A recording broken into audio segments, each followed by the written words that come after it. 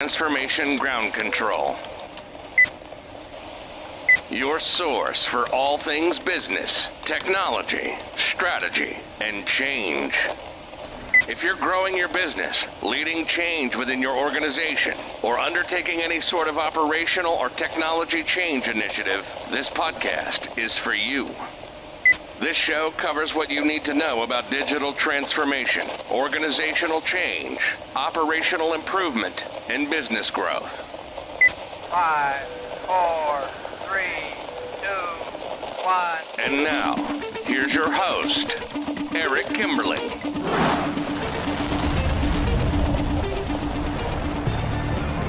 Hello, welcome to Transformation Ground Control, episode number 59. My name is Eric Kimberling. I'm here with Kyler Cheatham. Kyler, welcome back to the show.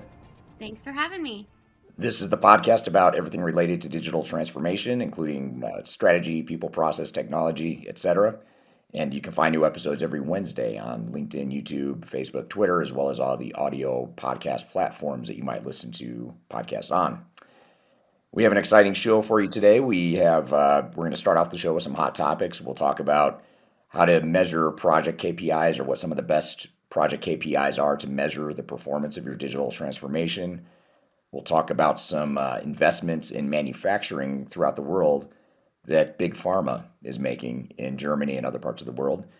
We'll talk about how workplace tech is difficult compared to personal technology, and we'll also get into the hybrid workplace and how technology in this hybrid work environment that many of us are in really is being driven by, or the technology is driving the employee experience. So we'll talk about those and other hot topics here to open up the segment. And then later in the show, our first guest is going to be Christina Serrano, who's actually Dr. Christina Serrano. She is a professor of MIS or IT at Colorado State University. And we're going to have her on the show to talk about the psychology of digital transformation and really get inside the heads and the psychoanalysis of understanding what makes people tick and how digital transformation affects people and vice versa. That'll be a really interesting conversation. And then finally, last but not least, we will have Scott Janke from Third Stage Consulting on the show to talk about a case study of organizational alignment during implementation for a mid-size, we'll call it a semi-manufacturing company based in North America. So we'll do a little case study to talk about the organizational alignment and implementation side of things. So before we get to that, though, Kyler, what are some of these hot topics that you have for us today? Yeah, definitely. So we talk a lot about just measuring the business value of a digital transformation. And I wanted to get your feedback on some research I had done just regarding KPIs. We all know that any project, you set key performance metrics in order to understand the success of the project. But this specific research showed the importance of extended KPIs, or KPIs that continued after the project was already complete. And I wondered if you could give us maybe an example or just your overall feedback, if that is kind of a key to determining the success of any technology implementation or digital transformation project. It is, yeah. I think that's two layers of what you're asking. I mean, first of all, you want to know what your definitions of success are, and have a clear vision for what it is you expect to get out of the project. And the second part of that is it really changes or shifts the thinking from let's just implement on time and on budget, which is important. But beyond that, what else is important? I mean, in terms of business value, we want to get out of the transformation and that sort of thing. So I think it's a very relevant conversation and something that not enough organizations think about when they go through a digital transformation. Absolutely. And what about things that aren't exactly hard data to start with on the forefront of an implementation or any sort of technology upgrade, say maybe the people side of the component? I would assume, and again, big assumption, that that's more of a long-term data point than a short-term. We have things like user adoption, but just the overall relationship between the employee or workforce and the technology. Is that something that would be considered kind of a post-implementation key performance metric to take into consideration in the long term?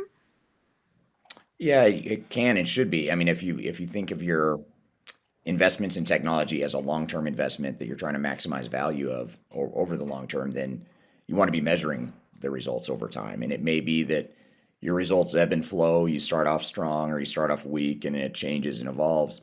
And as your business changes and as the technology changes, there's a high likelihood you're going to get misalignment between your operational needs and your technology. So it's really important to make sure that you nip that in the bud by measuring these longer term KPIs and really tracking where you're at and how you can be improving and maximizing that value over time.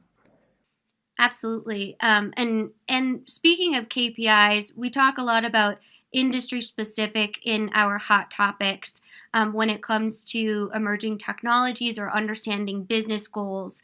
And Bayer, which is a big pharma company, has recently, as you kind of teased in our headlines today, invested, it's actually 1.4 billion euros, which is about 1.55 billion US dollars, in new production sites in Berlin.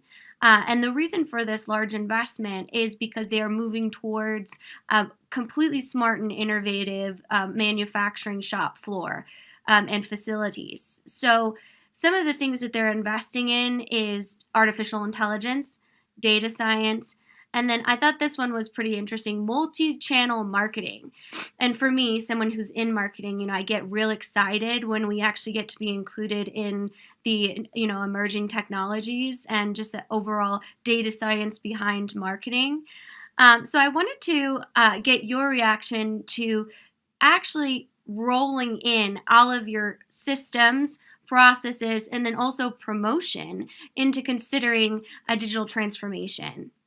Yeah. So, what's the question then? As far as what about rolling in the Yeah, we don't typically see a company say, "Hey, I'm going to go make a whole smart shop floor." Usually, it stops there, right? We're going to look at things like data science, but they're talking about they're actually going to roll in their marketing to their digital transformation too. So maybe that holistic view is something we talk about across enterprise, making sure that all technologies are going through the business transformation, not just one. So I wanted to hear kind of your reaction to that, being on more of the systems side than the marketing side. Yeah, I mean, I think whether it's marketing or any other part of your business, I think it's really important to recognize that a digital transformation should look at your end-to-end business processes and identify areas that can be improved, regardless of what area they might be in. So rather than just focusing on manufacturing or just on procurement or financials or whatever the case may be, it's really looking more broadly at the entire operations.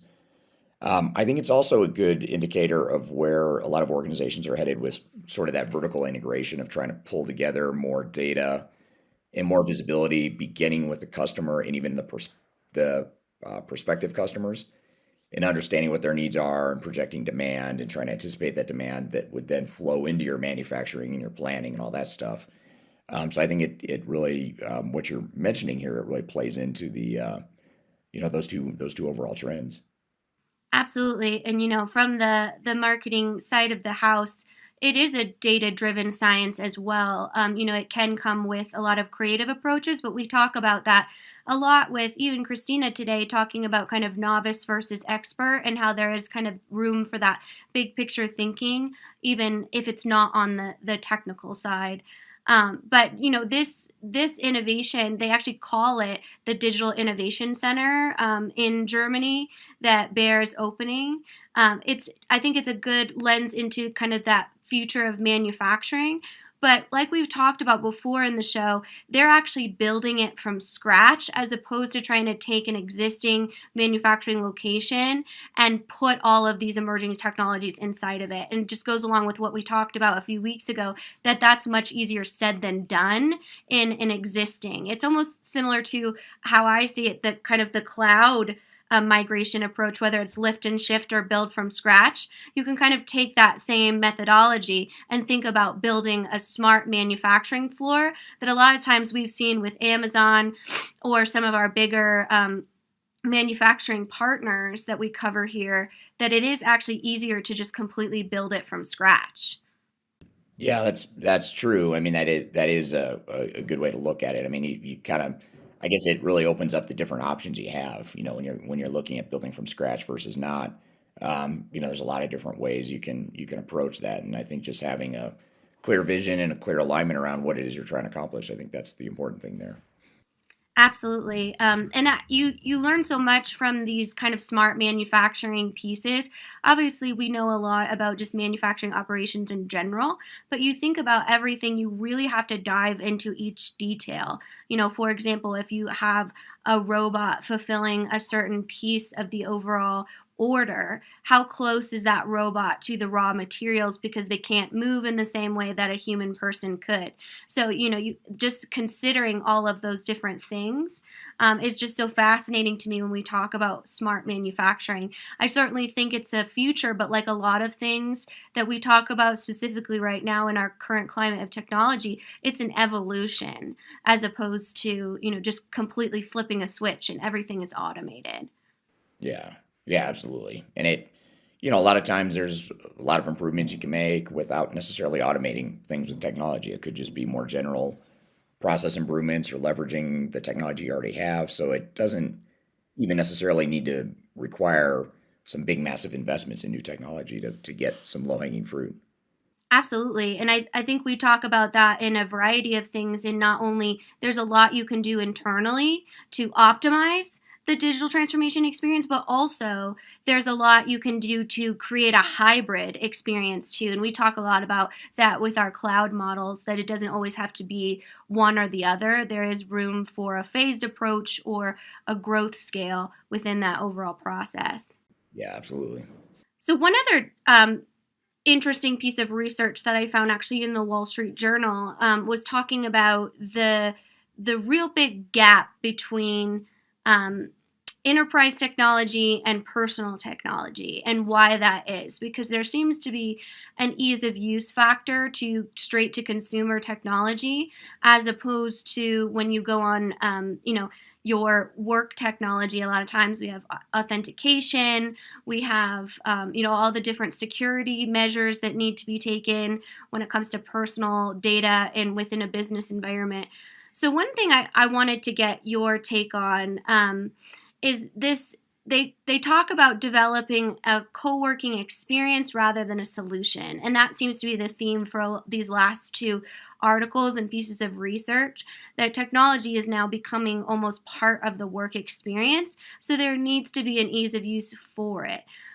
So when you talk about some system that the frontline employee interacts with on a daily basis, say 100 times, and either they hate it and they'll find alternative ways to work around it, or they actually leverage the system and utilize for what it's supposed to actually be in providing value to their overall job flow. So what they called for in this research was make sure to source employee feedback on the technology. And that's one thing that I haven't in my work experience always seen, is a straight line of feedback towards a system within a business. A lot of times it's like, oh, that's the way that it is, that's just the way that it works, and those types of things. And I wondered if I could get your thought on if that really is kind of shifting, where maybe employees might have a more autonomous platform to provide feedback to their enterprise regarding technologies, and even just a bit more controllables around the type of technologies they utilize. Yeah, I think it's an interesting dichotomy or difference between the workplace technologies and the consumer technologies, and especially when you look at the world of Snapchat and Instagram and Twitter, and some of the um, or TikTok is actually what I meant to say. Twitter, maybe not so much, but some of these more really modern platforms that are super easy to use and intuitive, and then you get to these enterprise technologies as workforce or workplace technologies, and they're a lot more difficult to use.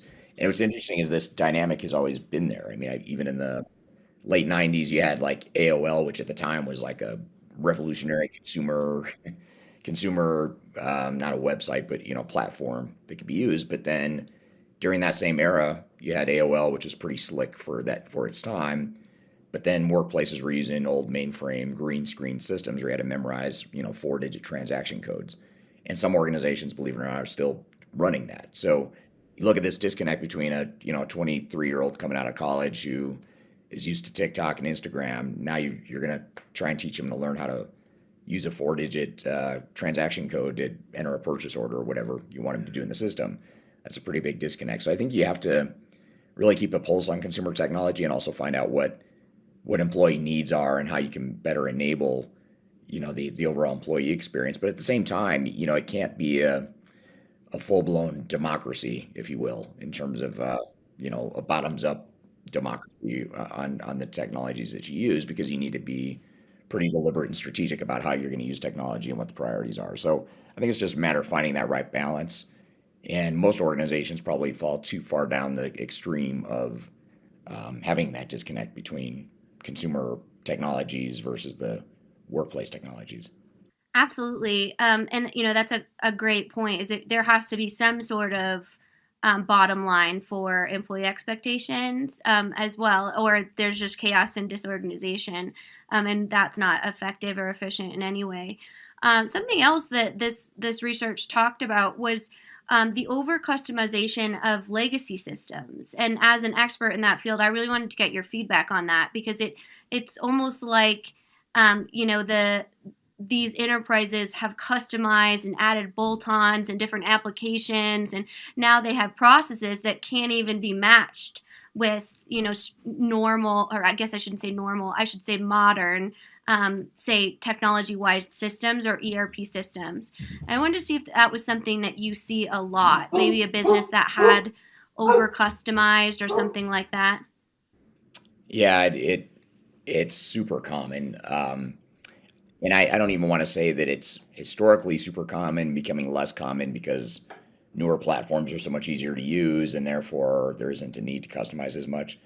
The industry says that, but that's not true. I mean, what you're seeing is that I'd say there's just as much, maybe even more customization today than there was 5, 10, 20 years ago. So good news, bad news is, technology has advanced quite a bit in the last several years.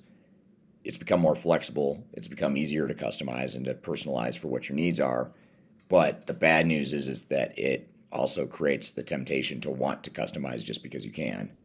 And so that's a age-old debate on, do we allow customization because our people want it? And back to your earlier question about, do we want to just do what people from the bottom up tell us that they want to do from a technology perspective, or do we have more of a top-down sort of strategic, priority-driven approach to technology?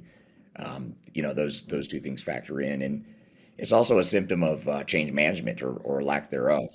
So when there's resistance to change, typically that manifests itself in customization. Because if I don't like the way an off-the-shelf system works and I don't want to change, one way around that would be to customize the software to do it the way I want it to do things.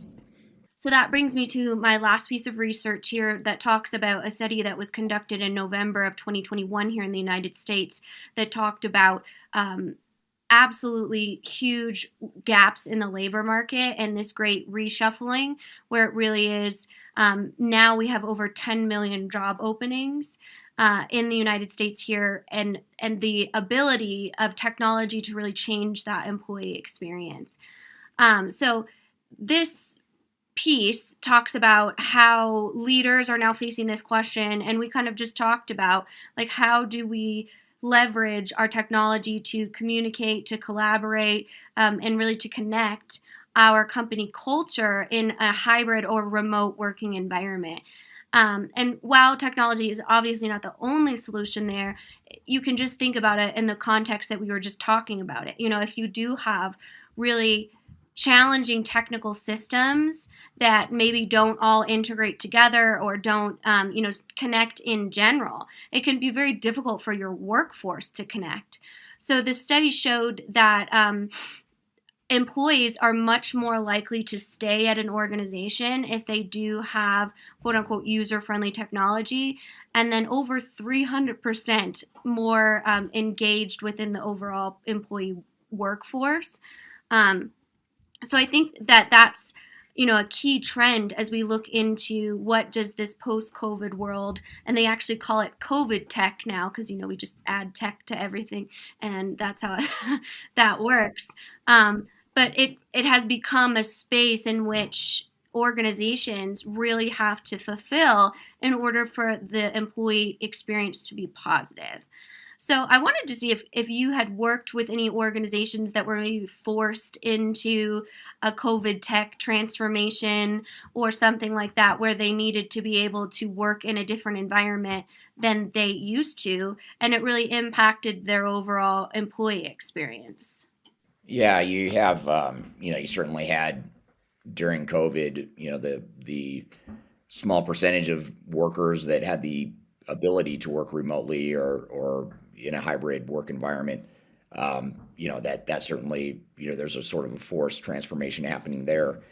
You also saw forced transformations in certain industries like retail. Obviously, the change was already happening in the retail space where organizations and demand was moving away from bricks and mortar toward more e-commerce. But that was just accelerated and fast-tracked during COVID because we had to. It was a necessity. But even beyond retail, there's been sort of a ripple effect of just that one sort of mindset of e-commerce and sort of an omni-channel approach to where I could go to a store or I could order online. I can order online but return the products in the store. That sort of mentality has now rippled and domino or cascaded into other industries too. So like B2B types of businesses selling industrial products to other manufacturers, for example. Now it's created this sort of e-commerce mentality where we're going to create more of an omni-channel sort of experience for B2B organizations. And that's something that wasn't very common 5 or 10 years ago. But with COVID and just the whole paradigm shifting with people's expectation, and back to your earlier question about consumer grade technology versus workplace technologies and the differences between them, you're starting to see that come together now where people's lives, their personal lives and their work lives are sort of intermingling, and the expectations around technology and the usage of technology is converging as well. Absolutely. And it surfaced a question for me that I wanted to ask you that wasn't referenced in this specific research, but I wondered if there's a place for like autonomous platforms within the workforce environment where you don't feel as though, the company's reading everything that you're chatting or something like that. Um, do you think that that's a good idea or a dangerous idea, or maybe a little bit of both? Yeah, probably a little bit of both. I mean, I think I don't know. I guess it depends on the type of culture you're trying to drive as an organization, your management style, what your priorities are. If you take more of a command and control approach, maybe it makes sense to have more visibility into what employees do at a micro level. But with that comes a sort of a level of distrust, between management and employees. So I think you really have to, look at both sides of that. Yeah, definitely. It would be interesting to have a platform, and maybe it already exists, where there's some sort of screen, if you will. So maybe you get really top line analytics like word clouds or, content themes, but you don't exactly know where they came from or who essentially sent them, just in case there is kind of any sort of pockets of toxicity within your culture, you're able to address that. So just an interesting kind of evolution that we continue to watch here every week with our hot topics. And I'm excited to hear from Christina, our next guest from CSU, who is near and dear to my heart because I am a Colorado State University graduate. So I was very excited to have her on board. And I think that your live stream with her and just overall conversation about the integration of kind of that people piece of the people process technology and what that looks like from someone who is an IT professor is pretty interesting. Yeah, that'll be really interesting, and I'm excited to have her on to talk about.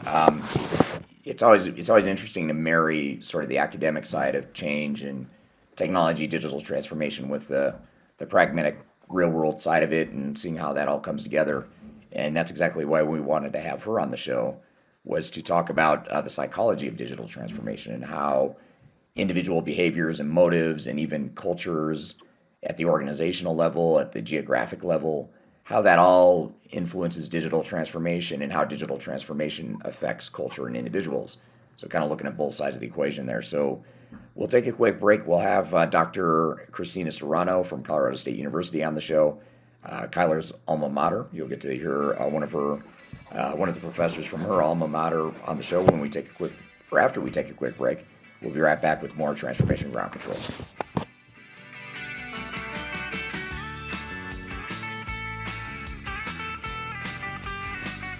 If you are aiming for transformation success, turn to Third Stage Consulting Group.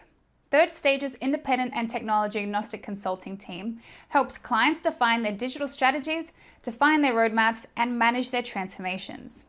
With offices in the US, Europe, and Australia, our team helps the world's most forward-thinking organizations through their transformation pitfalls and risks.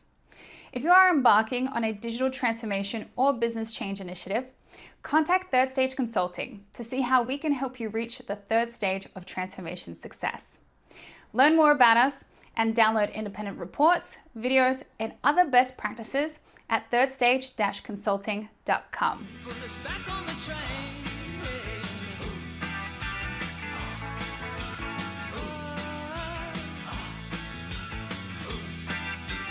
Hello, welcome back to Transformation Ground Control, episode number 59. My name is Eric Kimberly. I'm here with Kyler Cheatham. You can find new episodes of the show every Wednesday on YouTube, Twitter, Facebook, LinkedIn, and all the audio podcast platforms as well, so be sure to check us out every Wednesday. I'm excited for our first guest on the show here today, which is Dr. Christina Serrano from Colorado State University. We wanted to have her on the show to talk about the psychology of digital transformation, the culture, the individual motives, what makes people tick, and how that all intersects with digital transformation and technology in general. So we thought it'd be a great conversation based on some of her research and experience over the last couple of decades in the space. So with all that being said, Christina, welcome to the show. Yeah, thank you so much for having me. And I saw Kyler's message in the chat, go Rams, and I just want to echo that, go Rams. So just a little bit about myself. I do have a PhD.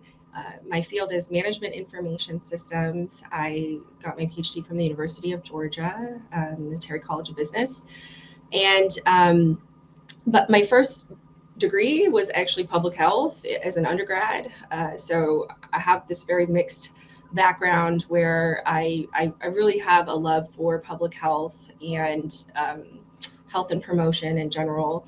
But I also really love IT. So I did my best to kind of marry the two when I worked on my dissertation at the University of Georgia. So my dissertation research was on telehealth implementations and various aspects of that, organizational implementation from, the actual consultation and what could lead to more successful consultations in the telemedicine space.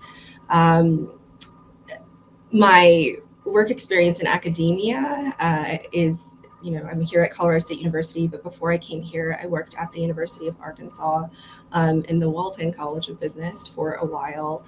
And that's actually where I was exposed more to ERP, because that's where my department chair asked me to teach ERP.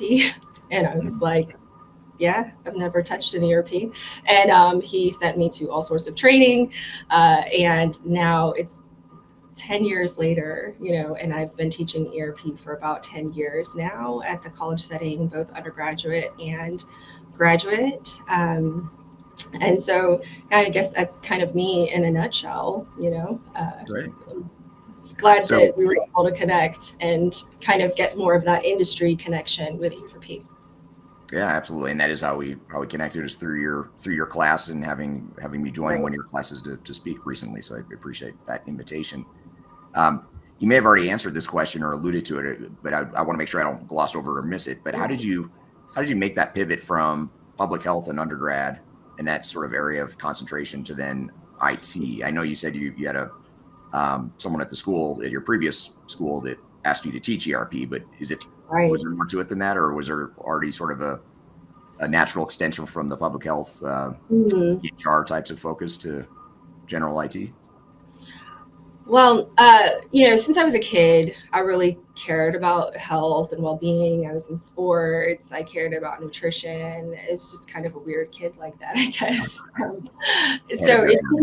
it seemed like a natural major to choose. And I even did a research fellowship at the CDC as an undergraduate. So I was really trying to, go all in. This was the late 90s.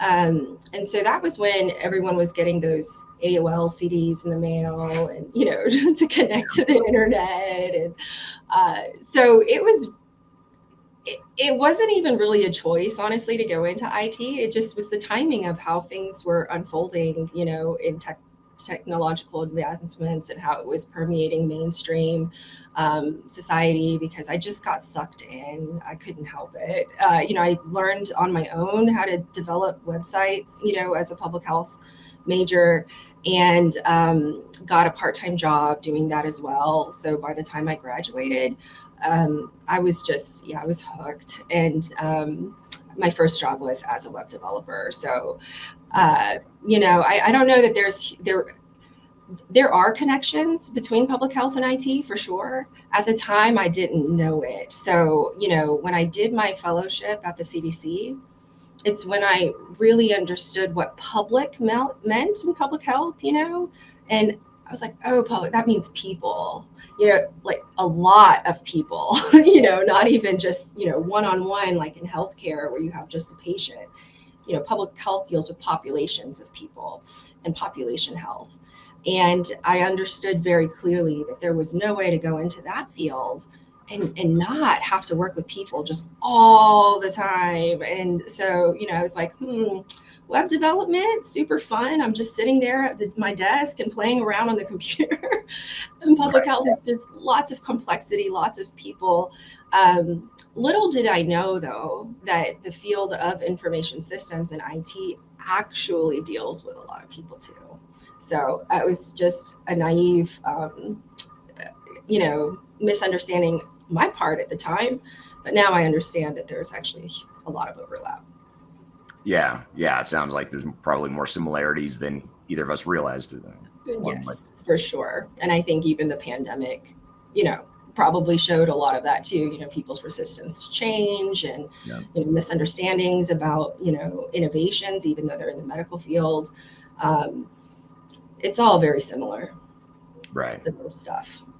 Right. Well, before I jump into some of the questions here, I'm gonna get to your research here in a moment, just some of the research you've done and just kind of what have you learned in this space over the last couple decades. But before I do that, I just want to give a quick shout out to some of the audience members that are joining here today. Tatiana from Los Angeles, Jerry from Toronto, Jennifer from Southern California, Dennis from India, AWB Solutions from Philippines, and Ghassan from Middle East. We got someone from Mexico. We got a 49ers fan. I'm not sure why we'd have a 49ers fan on the on the session here today, but just kidding. That's Tatiana, who's the 49ers fan, and of course Kyler on the line as well. So thanks everyone for letting us know where you're joining from today. It's always good to see where in the world everyone is here today. And again, be sure to drop any questions you have in the chat box, and we'll be sure to get to your questions as we get going here. So this is a really broad question that could go a million different directions, and I fully acknowledge it. It may not be fair as a first question or a first real question for you, but I'll ask it anyway and see if we do maybe a flyover view or a summary. But when you think about the time you've spent in IT and the research you've done in the world of academia, what are some of the biggest takeaways or lessons that you have from, the things you didn't know 20 years ago when you started doing this stuff till now? What are some of those biggest lessons learned or takeaways from your research? Yeah. So I'm a big picture thinker like you. So I think I might start more at the big picture level, Sure. And then where it's brought me today. And so, I started my PhD in 2006. In the very first year of my PhD program, we have to learn a lot of fundamentals about research, about our discipline. And so, my discipline being information systems. And a lot of people confuse information systems with computer science or computer engineering, and don't really understand the difference. And where I am right now, it's actually my department of information systems, so it makes it even more confusing. But what was really clear, in that first year of my PhD program is understanding, of course, what is information systems as a discipline? What does it mean? And our discipline is essentially captures the combination of people, processes, and technologies, and how they all have to come together, work together to manage information to achieve organizational goals. And ideally shared goals, right? is what we want. Still, at that time in 2006, the field as a whole was a bit disrupted. Around that time, it was after the dot-com bust, and there were declining enrollments, not just in information systems, but also computer science and other computing fields. And so we were all kind of in this identity crisis, really trying to understand, how can we remain relevant and serve the needs of the future. So in my field, there were a slew of publications around that time, or they had come out a few years earlier when I had started the PhD program. So they were still fairly fresh. And it was kind of, who are we? What kind of things are we supposed to teach and publish? The battle was really more of this holistic information systems. Are we all of this? Because, isn't that more management? Isn't that psychology? Isn't it all these other disciplines? And so we did really hone in on the tech. I think that's what really won the day in that feud about who are we as a field. And so subsequently, every paper you submit to a journal that about your research, there is this question: where's the IT artifact? Are you talking about IT at all? Because if not, maybe desk reject. We don't want to hear it. And I get that. I get that in terms of in a business college, we have to differentiate ourselves from management, from other disciplines. My sense now, all these years later, is it was a pretty big mistake for our field to take that turn, because it's really in the holistic space of people, processes, and technology, and how they have to work together synergistically in a really careful dance, almost like a marriage. That's where innovation really takes place. Once you take the IT out of the people and the processes and try to look at it alone, you miss out on a lot of the things that your firm is trying to do, right? When you're talking about these major organizational IT implementations, it's not just about the IT. In fact, it's usually the IT is not the problem. Usually it's usually right in the people and the processes and that space. And unfortunately, I do feel a lot of researchers who have been responsible for kind of researching this and teaching it and innovating in this space have done exactly what industry has done, and that's look at the tech, kind of, and not look at the whole picture. Yeah, it's easy to become enamored by the technology and focus on bells and whistles and innovations in the pure tech space without looking at the people and process. Absolutely. I mean, we still will look at things like tech's impact on organizational performance, and our outcome variables are still very relevant to a business. It's just we're not looking at our models holistically to account for a lot of the people and processes too, unfortunately. Yeah, it's a good point, and that's a lot of what we want to talk about, especially the technology and people in particular. I think that's a lot of what we'll cover here today. Of course, processes fit into that as well. Okay, we're going to take a quick break. When we come back, we'll pick up the conversation with Christina. You're listening to Transformation Ground Control. We'll be right back.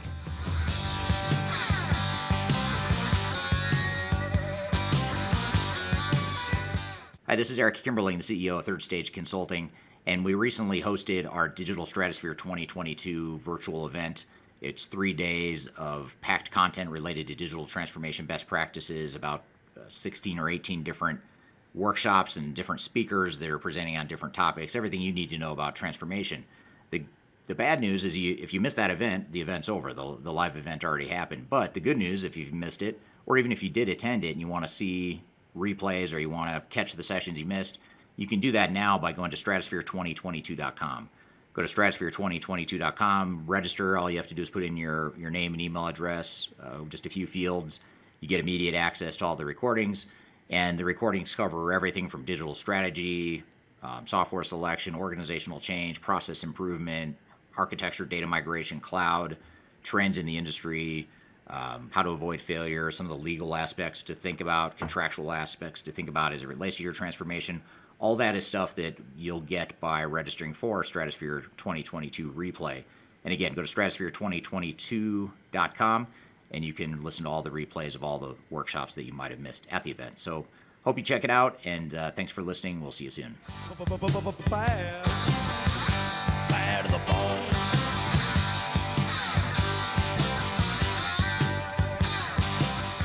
Hello, welcome back to Transformation Ground Control, episode number 59. We're here with Christina Serrano talking about the psychology of digital transformation. But in speaking of that, I guess just to kind of shift gears and maybe dive into that a little bit more, part of your research, I know, focuses on how IT impacts individual identities and cultures. Just what are some of your high-level observations or thoughts or learnings in that area in terms of how tech affects or transformation affects, we'll call it digital transformation affects individual and identities and cultures and vice versa as well? Yeah. So, when I first started to do research in the organizational space, I was really interested in organizational culture. And so I started a study. It's a longitudinal case study. This was actually looking at libraries because at the time, it was 2007, I had access to a particular case, a library that had been built and open, and it has no books. It was intentionally designed to be a bookless electronic library, still a physical space, but looks very different when you walk into it. And that actually meant everything. So we were looking at culture, in terms of how did the librarians adjust to this, and what does it mean in terms of their culture as an organization in this bookless library. But what we actually found was, when I say we, I have one collaborator at the University of Georgia, Dr. Marie Boudreau. We found was that their identities, within the culture space, identity really became a prominent theme in their identity threats and how they responded to those identity threats. So, culture is very important, but I think where my research has taken me is that within the culture space, identity is almost everything, because it deals with who we are as human beings, even in the workspace. Who are we as a librarian, if I'm a librarian, and the threats to that. I found that, we all respond to identity threats. We all have usually our default is some sort of defensive or protective type of response to start. And that's exactly what they did as well. They were really trying to say, hey, we're still relevant in this space. We're not going to be one of these groups that gets sucked into de-skilling because of technology. We want to make sure we're still relevant. But no matter what they did, they could not combat the misperceptions of the people they were serving.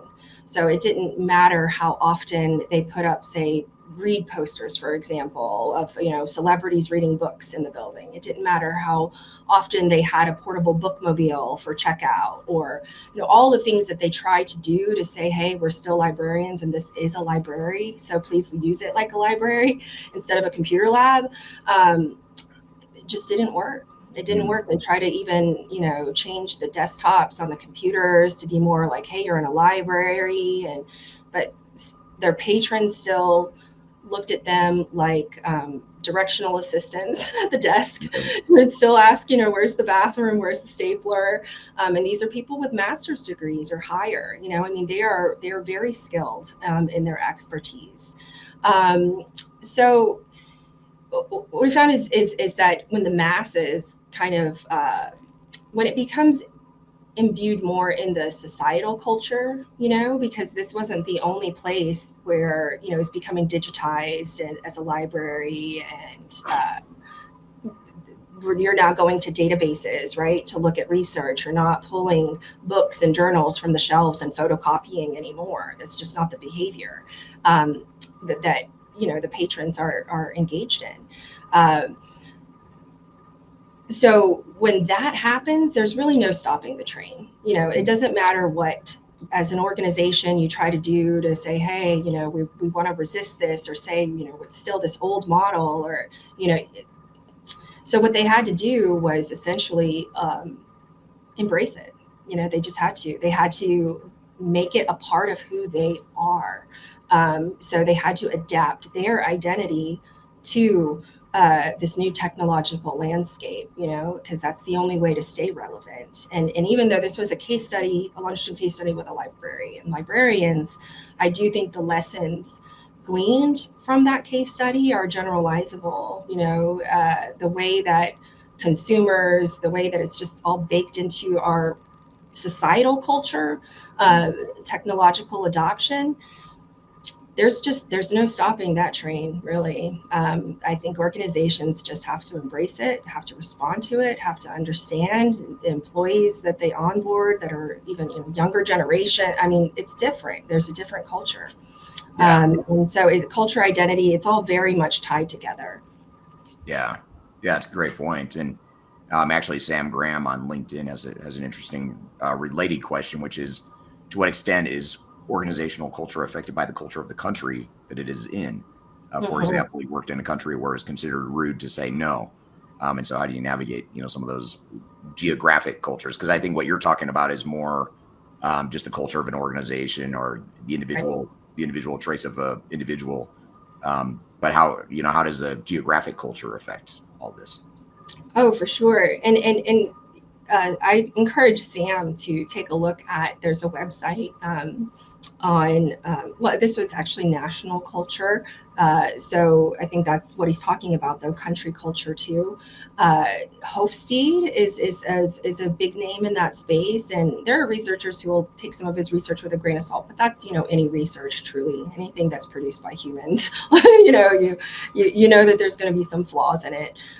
But if you look up Hofstede national culture, you'll find that it's even searchable. It's a really great website because you can compare national cultures as well. So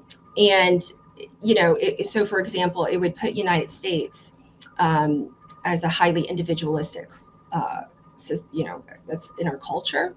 It also says that in the United States, we have more of a short-term orientation instead of a long-term orientation. So that even filters into how we have quarterly reports and shorter reporting times for some of our goal settings. But there's these lots of different dimensions, even masculinity to femininity, and that's why some of this has been questioned, but it's been research out there for decades, and so I would encourage them to check that out. But it does definitely have some impact for sure.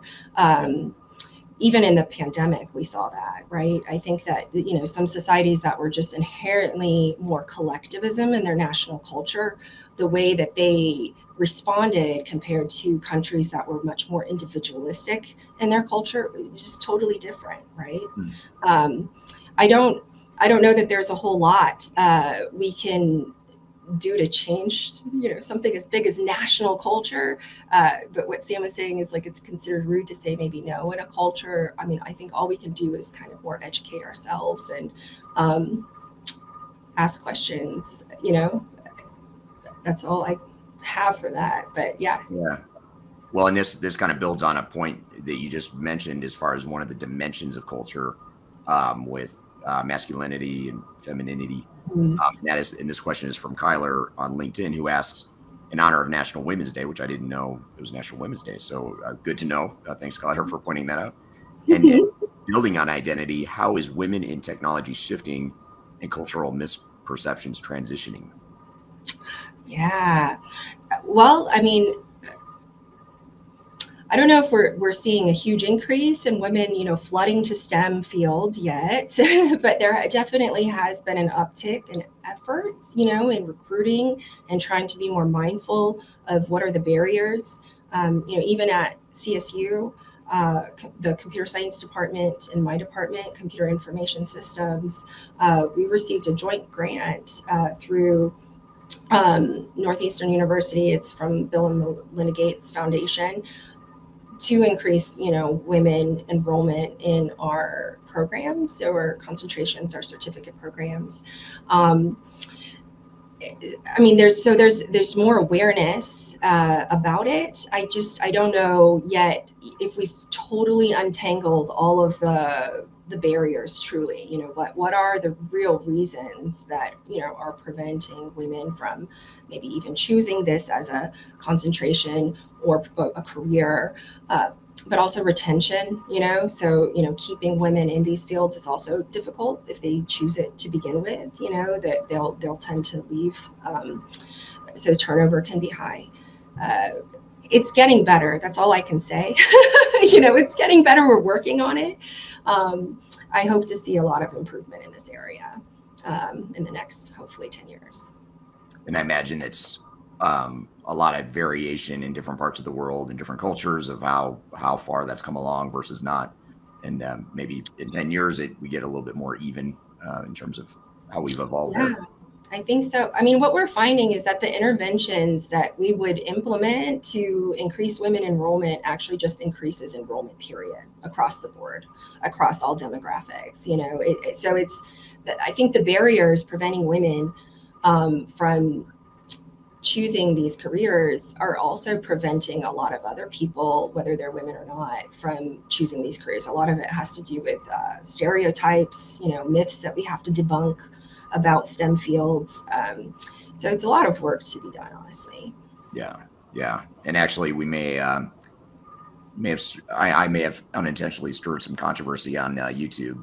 I think what he's saying, Nanudin on YouTube is saying, I thought it's International Women's Day, not National Women's Day. So if I misspoke there, thank you for the correction. I'm not sure if it's national, just a U.S. thing, or if it's international. Sure. But, point's still the same, though, as far as women involvement in technology. So here's another question that's actually going to lead into a question that we have here on LinkedIn that I want to get to, but I kind of want to segue into it. But the question is, when you and I talked kind of preparing for this interview, you talked a little bit about the neuroscience of human behavior and change. And I'll fully admit I'm getting way over my head here as we talk about neuroscience. I'm not a neuroscientist either. I want to be very clear. Okay. You probably know more about it than I do, but which isn't saying a lot, I suppose. But when you look at neuroscience and human behavior and change, what are some of your learnings or observations in that realm?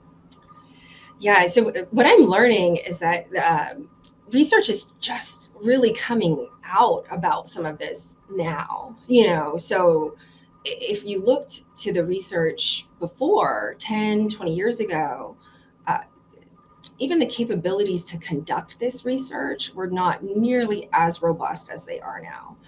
So it's been about 10 years in the information system space that we've had this sub-discipline that's kind of emerged, or this sub sort of research area, and it's called NeuroIS.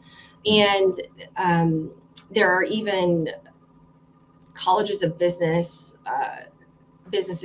in the world now that have these more neuro kind of labs for research. So they're equipped with, EEG, eye tracking, other types of biosensing data that can track like heart rate, perspiration. There are some researchers in IS now getting into studies that leverage fMRI technology for brain scanning. Obviously, we have to do a lot of partnering with other disciplines in medicine to be able to best interpret this data and understand what it means. But all of that kind of stemmed from most behavioral research, is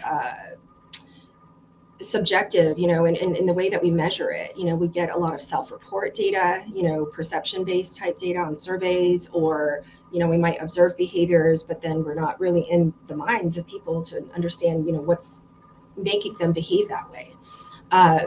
So I'm really excited that we're getting into, that's the nice thing about Moore's Law, right? Is that we are getting even better brain scanning kind of tech to be able to use for research, even some, like EEG that's portable now. So we'll be able to have people wear these sort of nets. Maybe there's a way they can hide it, but, it connects to their brains, and it can be scanning, more continuously or all day. So they can, we could see how they actually interact outside of a laboratory space, with the technology they're using. How is it while they're driving, how, when they're shopping in a store, when versus when they're at home. So across contexts, it's really exciting. So that's number one, is that, we're just really now starting to see this research come out from a more neuroscience standpoint of, behavior change and what triggers it.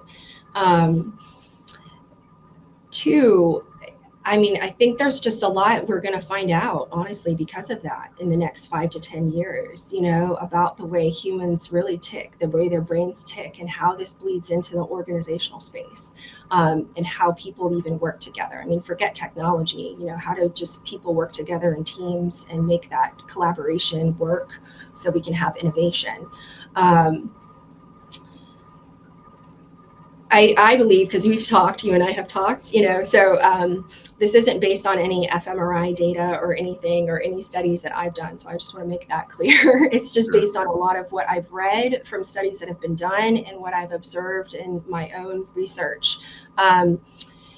Is, I think that, people have inherently, I think this is nature, different types of processors in their brains, and we don't know it, we don't even realize it. We're talking about things now, unconscious biases, implicit biases, and things like that, that, over 90%, of the decisions we make are unconscious, and we don't necessarily know why. We're kind of operating off of different scripts we've developed. So I think that once we start looking under the hood a little bit more, so to speak, and in the way that our brains work, we're going to find out that a lot of organizational conflict probably stems from people who think differently. They have different thinking orientations, and they just don't even realize it. It's almost like we're speaking different languages, but we don't even know it.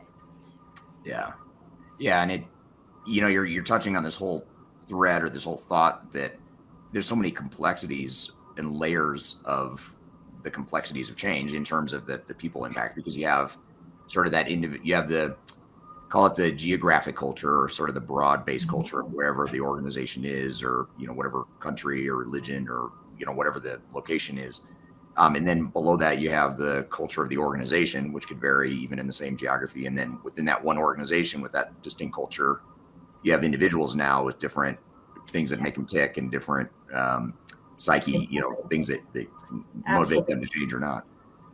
Yep. Yes. And so it's really interesting, because, I think we just really never talked about it at all before. We just, now there's a little more openness and transparency. So I see this as a professor. In the last 10 years, there's definitely more of an openness, say, even of students, divulging, different information about the way that they might process information, or, issues that they might have. And so, we've had huge increase in accommodations that we provide for students. And in that space, they're referred to as disabilities, but truly, I don't think a lot of these things are actually disabilities. I think this is just people who are oriented differently. They think differently. They might For example, I think there are some people with ADHD, for example, who are diagnosed who might just have a different relationship with time, perceive it a bit differently than others and process it differently in their brains.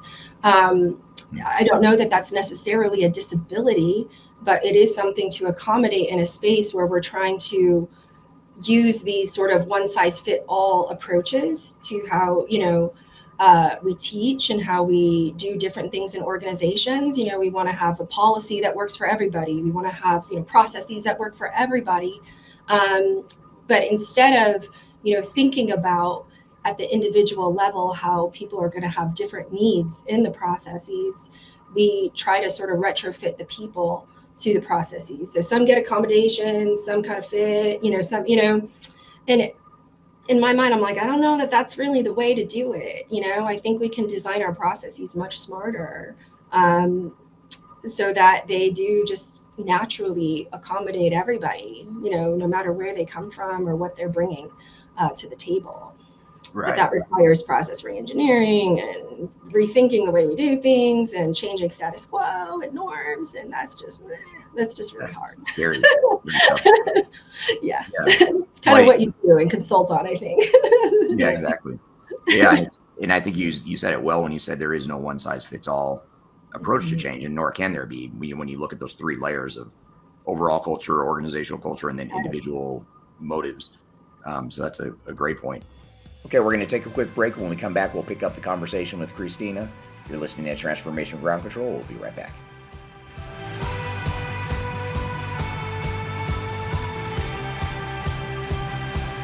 If you are involved in any sort of digital transformation or business change initiative, you will want to download the 2021 Digital Transformation Report.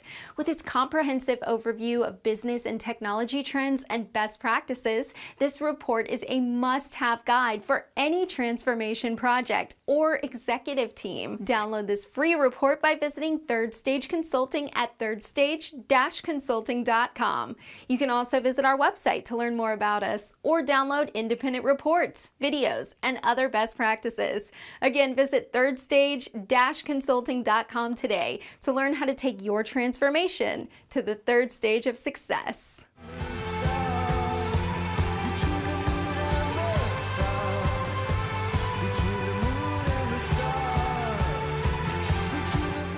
Hello, welcome back to Transformation Ground Control, episode number 59. We're here with Christina Serrano talking about the psychology of digital transformation.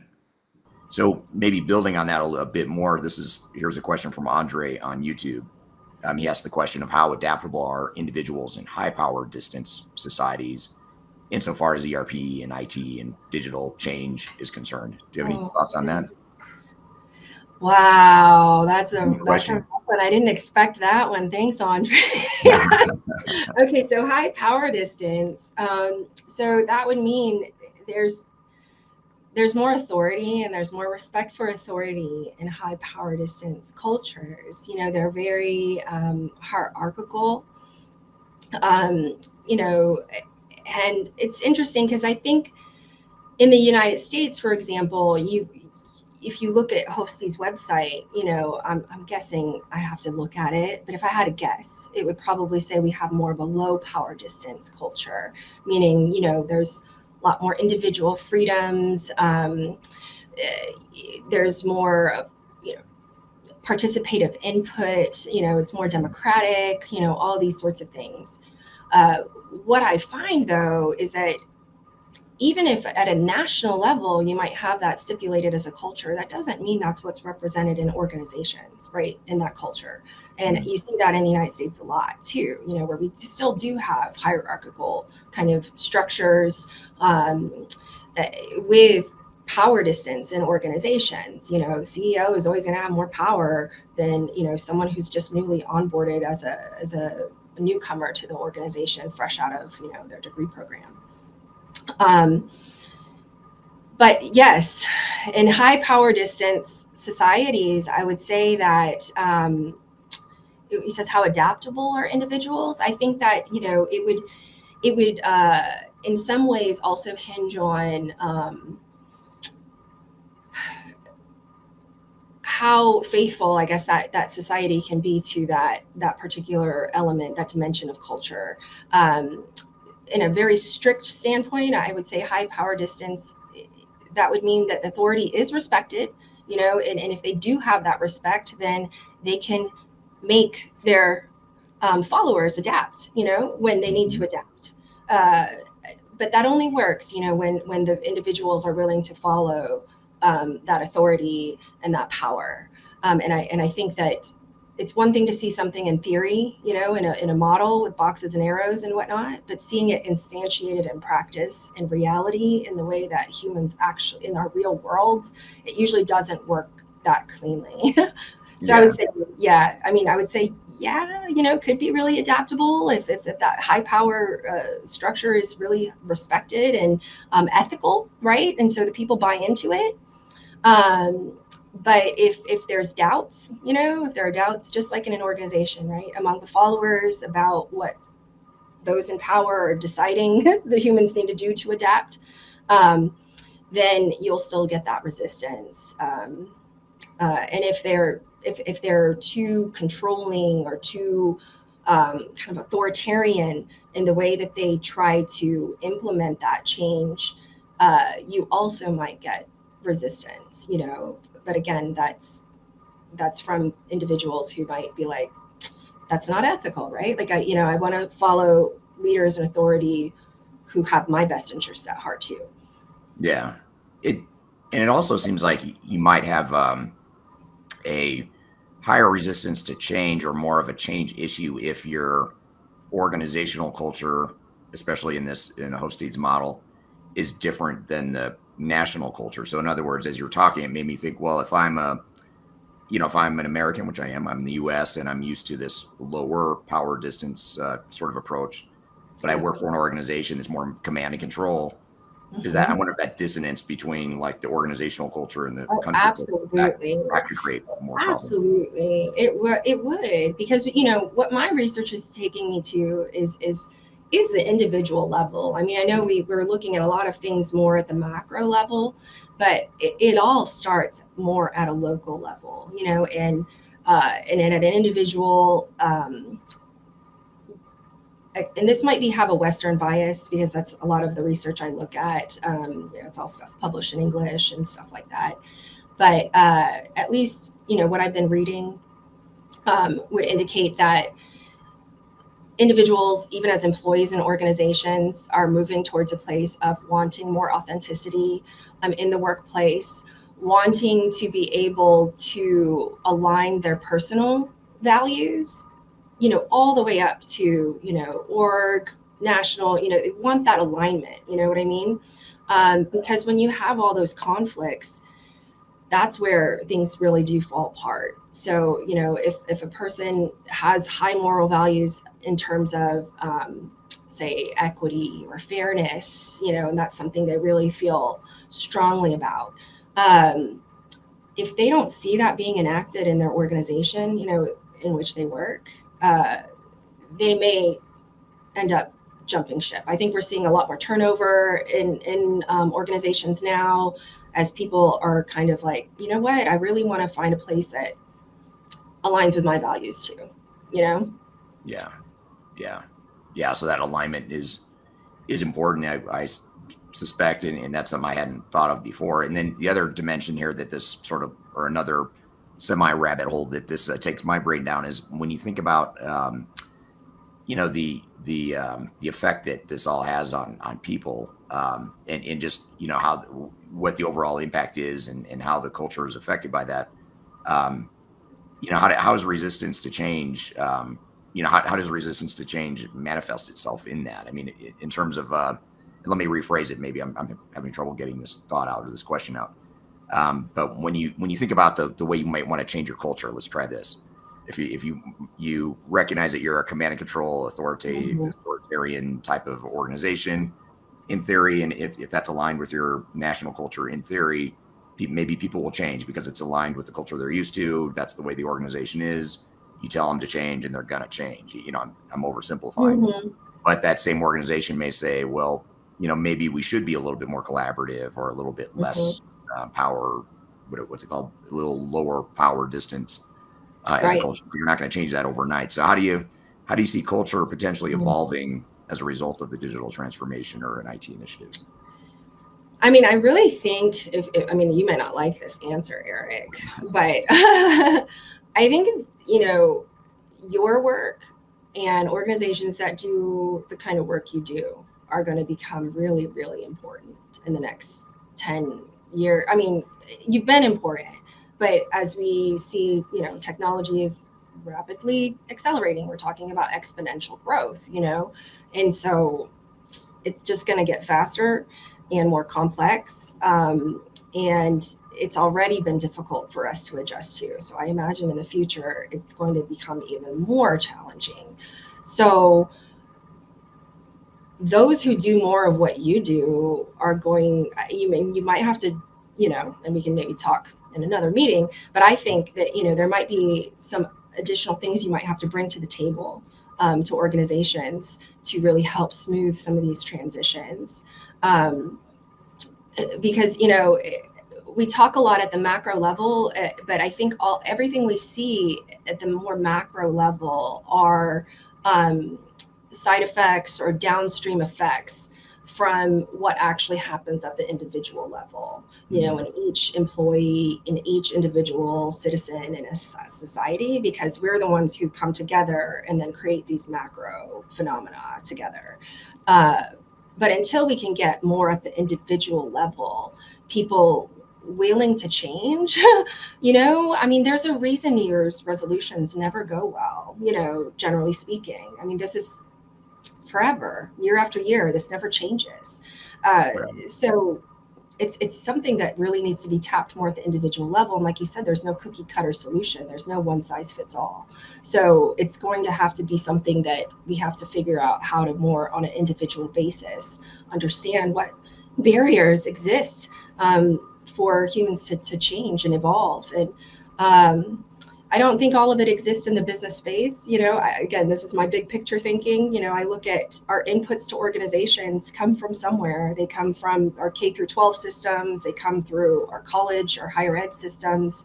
All of that has to adapt to the needs of the future and preparing our young learners for the needs of the future. But then we also have the folks like you and me and those older than us, some of us who've lived in a world where it's not this frenetic. It's not, we do remember a slower pace and when we could fax things and it wasn't all instantaneous, and we have to adapt too. We have to understand we're not living in the 1970s anymore or the 1980s. And there's never going to be a way to bring that back. It's like that ship has sailed. Right. So, better or worse, it's not coming back. Yeah, but I think it has to be more at the individual level. And I do think that some of what we were talking about before about convergent thinking, divergent thinking, this is all stuff that's going to have to come to the table. And that's kind of akin to these ideas of vertical thinking and lateral thinking, which, again, deals with your space and ERP, right? In fact, the textbook I've used for years and years called it sideways thinking for like lateral thinking, and saying that all employees, this isn't just a management level requirement. All employees in an organization have to develop that sideways thinking or lateral thinking, being able to understand where, whatever they're doing in the organization, what comes before, what comes after, what are the impacts of your work on everything else in the organization? Because when we have people who are too vertical in their thinking, too convergent, we can get really high specialization and real high expertise, which is awesome. But it makes them blind to, the impact of that specialization, what they're doing and how it bleeds into the rest of the organization. So I don't know exactly how to change that, because I think some of that is more at the innate level, and some of how we're wired to think. But I think there are ways that we can, teach different ways of thinking, because I think no matter what our predominant orientations might be, we are all going to have to learn to be more than ambidextrous, in the way that we think, so that we can, invoke the right thinking tool set, in the moment. If there's something that requires a bit more creativity in the moment, do we know how to take that tool out of our toolkit and have that more creative thinking enacted? If we have to be a little bit more focused and vertical, do we know how to pull that tool out of our toolkit?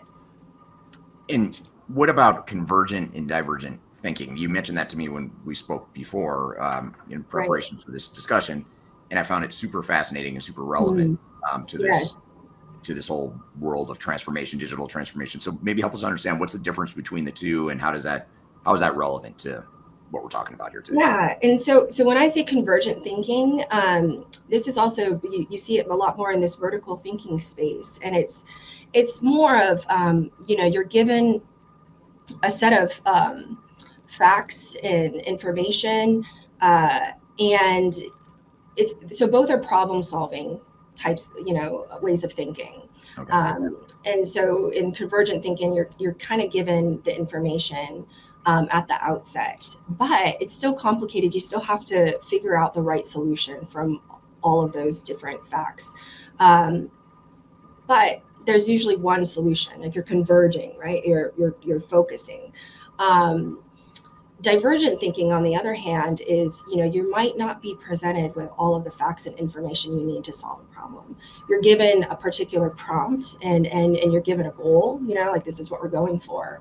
And then you have to go forage, explore, and figure out what different facts and what different solutions might be relevant. So you might not come up with what you come up with many different solutions to try to figure out which one might be the best, or maybe there's this whole set, right? That more than one answer can be right at a time, right? And that is just difficult for humans to accept. Even in politics, right? It's there's always like, oh, my side's right, no, my side's right, and it's very seldom do we have people saying, actually it's all right, it's there, but we just have to pivot, twist, slice, dice, same things we do with data, right, to understand when this is right and when this is right. So siloed thinking, right? Organizations are siloed, they specialize, they have an accounting department, they have their HR department, they have, and that's just how organizations have been. I don't know, I imagine that's how yours might be too, divided. You have specialists. But anytime you have that really specialized knowledge, that it's going to really promote that vertical thinking instead of integrated, and instead of more divergent and lateral, sideways thinking. So I think some of it is just bringing this language to bear in organizations and saying, hey, these are things we have to work on. All individuals have to kind of work on both of these, because it's not like, oh, divergent thinking is better or lateral thinking is better. They're both really great, and they're both tools we should be sharpening. Yeah, that's really well put, and a good summary. And it seems like that in our industry at times, it feels as though the convergent thinking or the vertical thinking is pushed a lot more.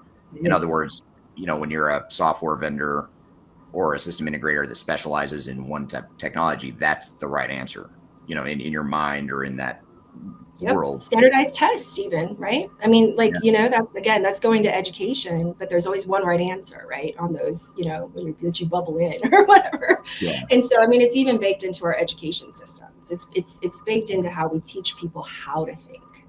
So that's something that, it's complicated. What you deal in is complicated because it's not just at the organizational level. There are impacts outside of organizations, even regulations and laws, and all of that will have an impact on how effectively an organization can change. Yeah, absolutely. And you helped me understand why, as a kid, I always struggled with multiple choice tests. I really struggled with them because to me there wasn't one answer. I always felt like there's two possible answers here. It depends. Yeah. Absolutely. Me too. And that's the way, I would say people going through a transformation, while you want to have some specialization, whether you're a technical person or business process or change management or program management, whatever it is, you need that specialization, but you also have to, I think, challenge yourself to be more divergent and look more integrated at the whole big picture, because I think that's where we mess up, is we focus so much on our myopic little areas, and these are big, massive transformations, and we don't get it right typically when we take that approach. Okay, we're going to take a quick break. When we come back, we'll pick up the conversation with Christina. You're listening to Transformation Ground Control. We'll be right back.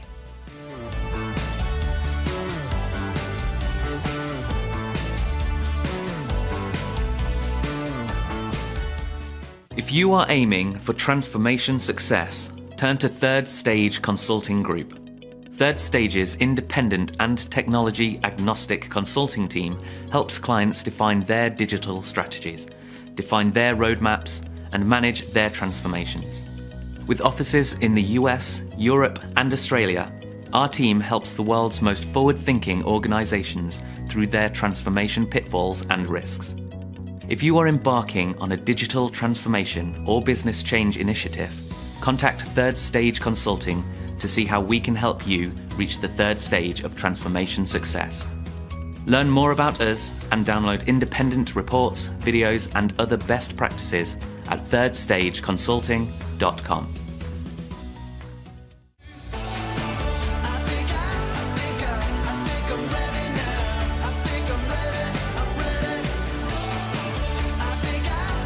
Hello, welcome back to Transformation Ground Control, episode number 59. We're here with Christina Serrano talking about the psychology of digital transformation.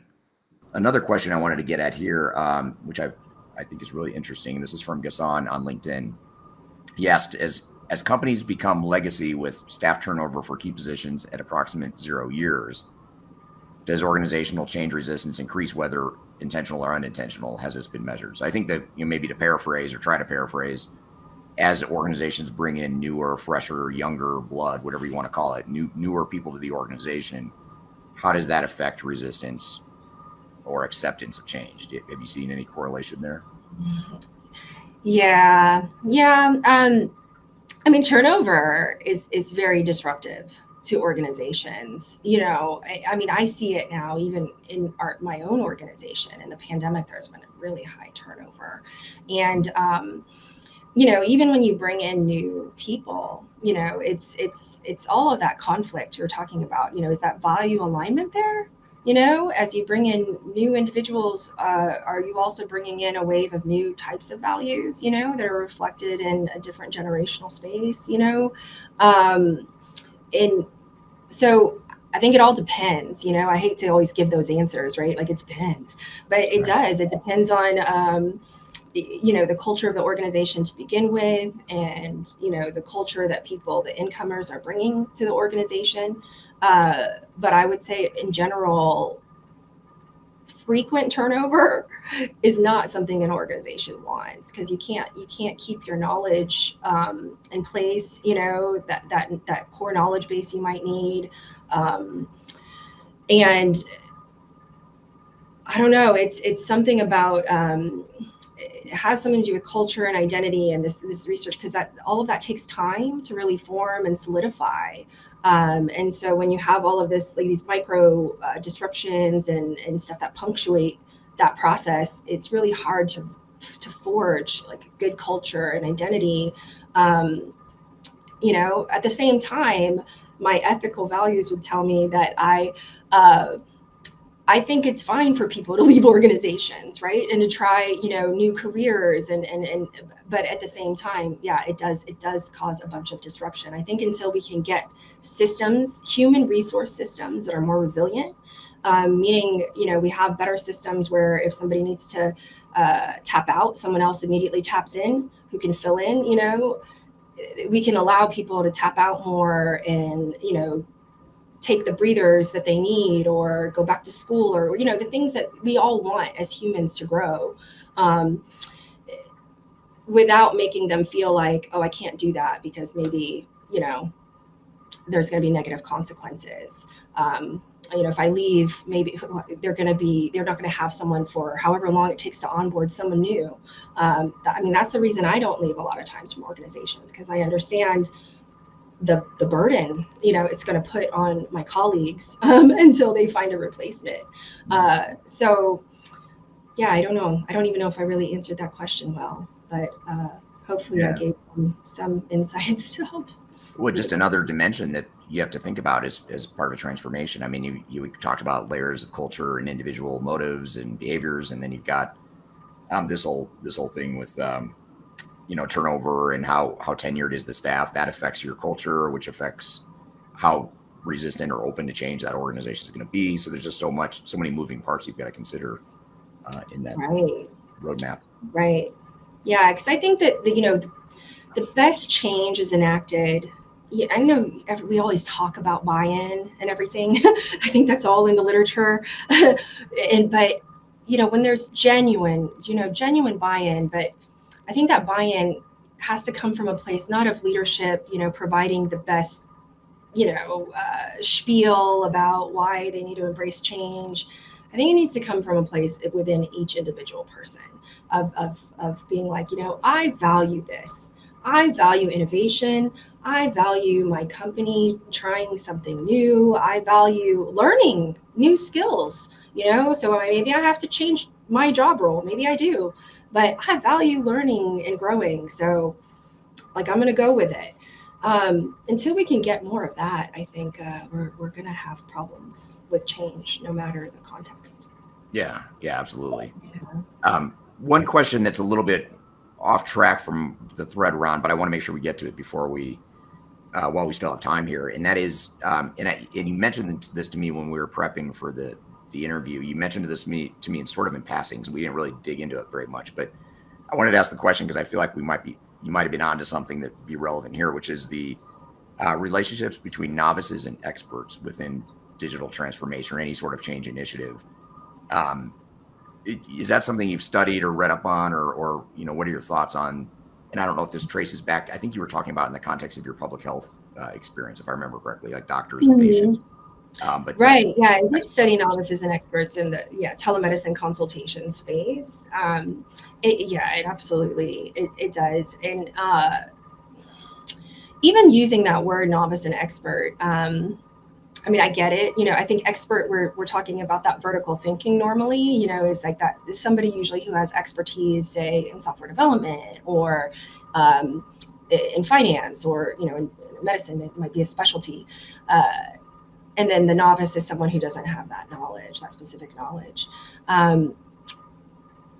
So what I'm finding is that those who exist more in the novice or follower space, that would even include citizens in a country, followers, we have a lot of responsibility. We have a big job to do, and especially in this upcoming drastically changing exponential tech world we live in. Right now, I think where followers generally impede change is that, followers, and I'm going to put myself as a follower because I'm not a CEO, I'm not a department chair, I'm not, I'll go ahead and say I'm a follower. We can't always expect leadership and authority to handle everything. We really can't. We have a responsibility as well to learn, to, be curious, to empathize, to try to understand the perspectives of leadership as well.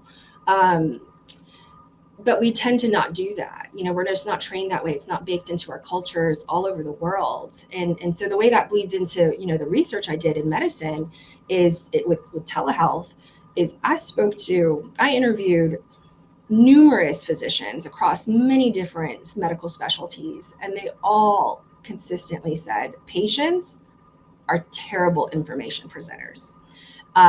Terrible. So we, as a patient, will come to an appointment and we'll just expect the doctor to do everything, right? We expect them to ask the questions, run the tests needed, as though we have zero responsibility in this process. If instead, we were like, no, actually, housed in our brains is 90% or more of the information that healthcare providers actually need to help us, because that's also supported by research. The best way to diagnose a patient's condition usually comes from their medical history. And how does a medical professional know your medical history? You have to tell them, you have to bring that information to the appointment. medications you're on. If you have a rash, did you take a picture of its development every single day? And did you come and bring that to the appointment? That would actually do a lot more to save people's lives than anything that a doctor can do. And that is cheap. That is actually not an expensive thing. And I think that in organizations, that's the thing that's almost maddening, and in society in general, because usually what's required is the cheapest, easiest, simplest solutions. Even just listening, for example. Imagine the money an organization can save if only each individual employee decided, hey, I'm going to listen a little bit more instead of just judge things right off the bat. But that's how it is. So, I think, as far as novices, experts, it absolutely, all of it will impede change. Even an expert, thinking, hey, I know best, could impede change. In the management research, there's a concept called reverse mentorship that's kind of making its way into a little bit of the mainstream. And it's this idea of, novices can actually mentor experts too. You know what I mean? It's not always the other way around. They have interesting, meaningful knowledge and expertise also to bear in an organization. Yeah. And I think that if there's a way to divide the chasm between novice and expert, not that you expect the novice to become an expert or the expert to, back up into being a novice, but it seems like, at least in our world, and I think maybe this is true in the medical field and other industries too, but in the digital transformation world, we see the dynamic often where an organization almost has this learned helplessness. We're not the experts. This is a big disruptive change to our organization, so we're going to defer to you, third stage consulting, or you, system integrator, software vendor, or whatever expert you want to plug in here.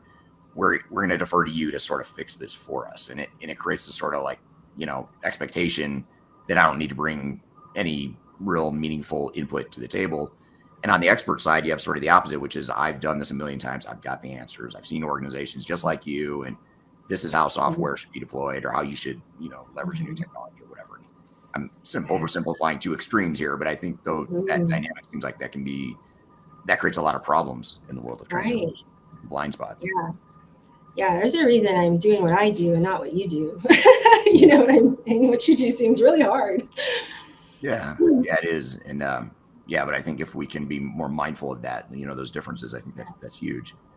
So maybe just a sort of a capstone summary, sort of wrap up sort of question. What based on everything we've talked about and all your studies and just what you've learned about IT and change and digital transformation over the years, what are some of the key nuggets of advice you'd give to an organization that's about to start on a transformation or a change initiative? Right. Well, I mean, I exist more in the IT space, and as far as digital transformation, IT implementations, I mean, honestly, the things I would tell them that bear out from research are a lot of the things that you say too. When you say you wish you could just drop digital from the word transformation, for example, me too. Because it's I would say don't focus so heavily on the tech. If just don't. That's not where all of the problems lie. Also, consistently, time and time and time again, research does show that you can take adequate tech, decent tech, not even the most expensive tech, and pair it with exceptional people and processes, and you will get far superior results than any organization that puts the latest and greatest, most expensive tech in their organization. It means nothing if you don't have the people and processes that know how to exploit it and leverage it. So I would say people and processes is really, it's not the fun part. It's not the shiny, sexy part of anything, but that's where, if you want to be successful, right? If you're looking for results, that's where you need to focus your energy. Yeah, that's an interesting point. And I agree with you. And it makes you wonder if, every organization that's about to go through a transformation, if they were to just shift, say 20, 25%, let's say, of their focus, resources, time, money on the technology, maybe buy 20, 25% less of what you're planning. Don't invest as much in the technology and shift some of that focus over to the people and process side of things. That I would take that bet every day, over that company that throttles back on their tech spending. And increases spending in the other areas. That's what my dissertation research showed too. So in telehealth consultations, the most effective consultations, meaning they were able to diagnose the patient's health condition accurately, that happened in an audio-only condition. So this is a lab experiment. That happened with the lowest tech you can possibly have in that consultation, which is just talking like on the phone. But it was paired with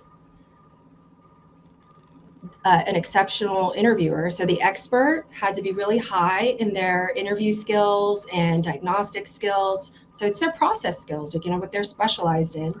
And then on the novice end, the patient end, they also had to have really high presentation skills. So they had to be the patients who came with the photos with the rashes, who came with their medical history.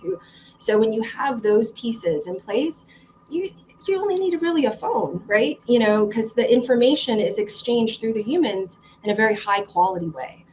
But I don't think we think about that enough. And training people, I think it might be harder, but I think it would save organizations so much money instead of just trying to outsource it all to the tech. Yeah, I totally agree. Yeah, that's good place to leave it. I think if you're going to leave one nugget or if you take one thing away from this discussion, I think that's a really good place to leave it. Well, good. Well, thank you for being on the show. That it flew by, and I didn't get through all my questions. The audience we didn't get to all the audience questions either, and we could easily spend another hour on this. But I want to thank you for being on the show here, Christina. Oh my gosh, thank you, and thank you for all the questions. And this was my first podcast for everybody listening. So thank you for joining me on my first podcast. All right, thank you, Christina. Great conversation, really interesting stuff. A lot of stuff I had not thought about and was not aware of as it relates to change and digital transformation. So let's unpack some of those concepts a bit more. But first, we'll take a quick break. We'll be right back with more Transformation Ground Control.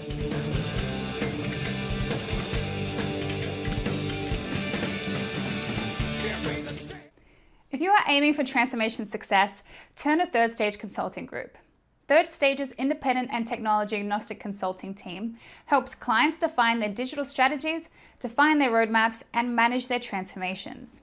With offices in the US, Europe, and Australia, our team helps the world's most forward-thinking organizations through their transformation pitfalls and risks. If you are embarking on a digital transformation or business change initiative, contact Third Stage Consulting to see how we can help you reach the third stage of transformation success. Learn more about us and download independent reports, videos, and other best practices at thirdstage-consulting.com.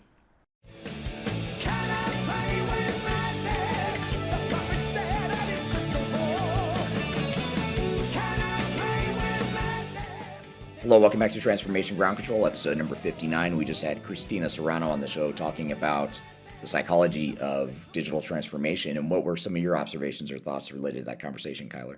Yeah, absolutely. Definitely a great conversation, and exciting to have, my school where I learned so much be featured on Transformation Ground Control. So near and dear to my heart for sure. I think it's always interesting, when we do have professors on it, the thing that always stands out to me is how nervous they are. And I'm always like, you stand up in front of kids that can be ruthless and you're nervous for this, but she did such a great job. Especially I like how she explained, what does information systems really mean? And a lot of times we constitute information systems as kind of hard coded systems, as software, as those types of things. And she really said within that overall identity of information systems that it is the people, the process, and the technology. All of those should be the system, not the actual software. So I thought that was a really great way to put it. She reminds me a lot. Do you know who Bernay Brown is?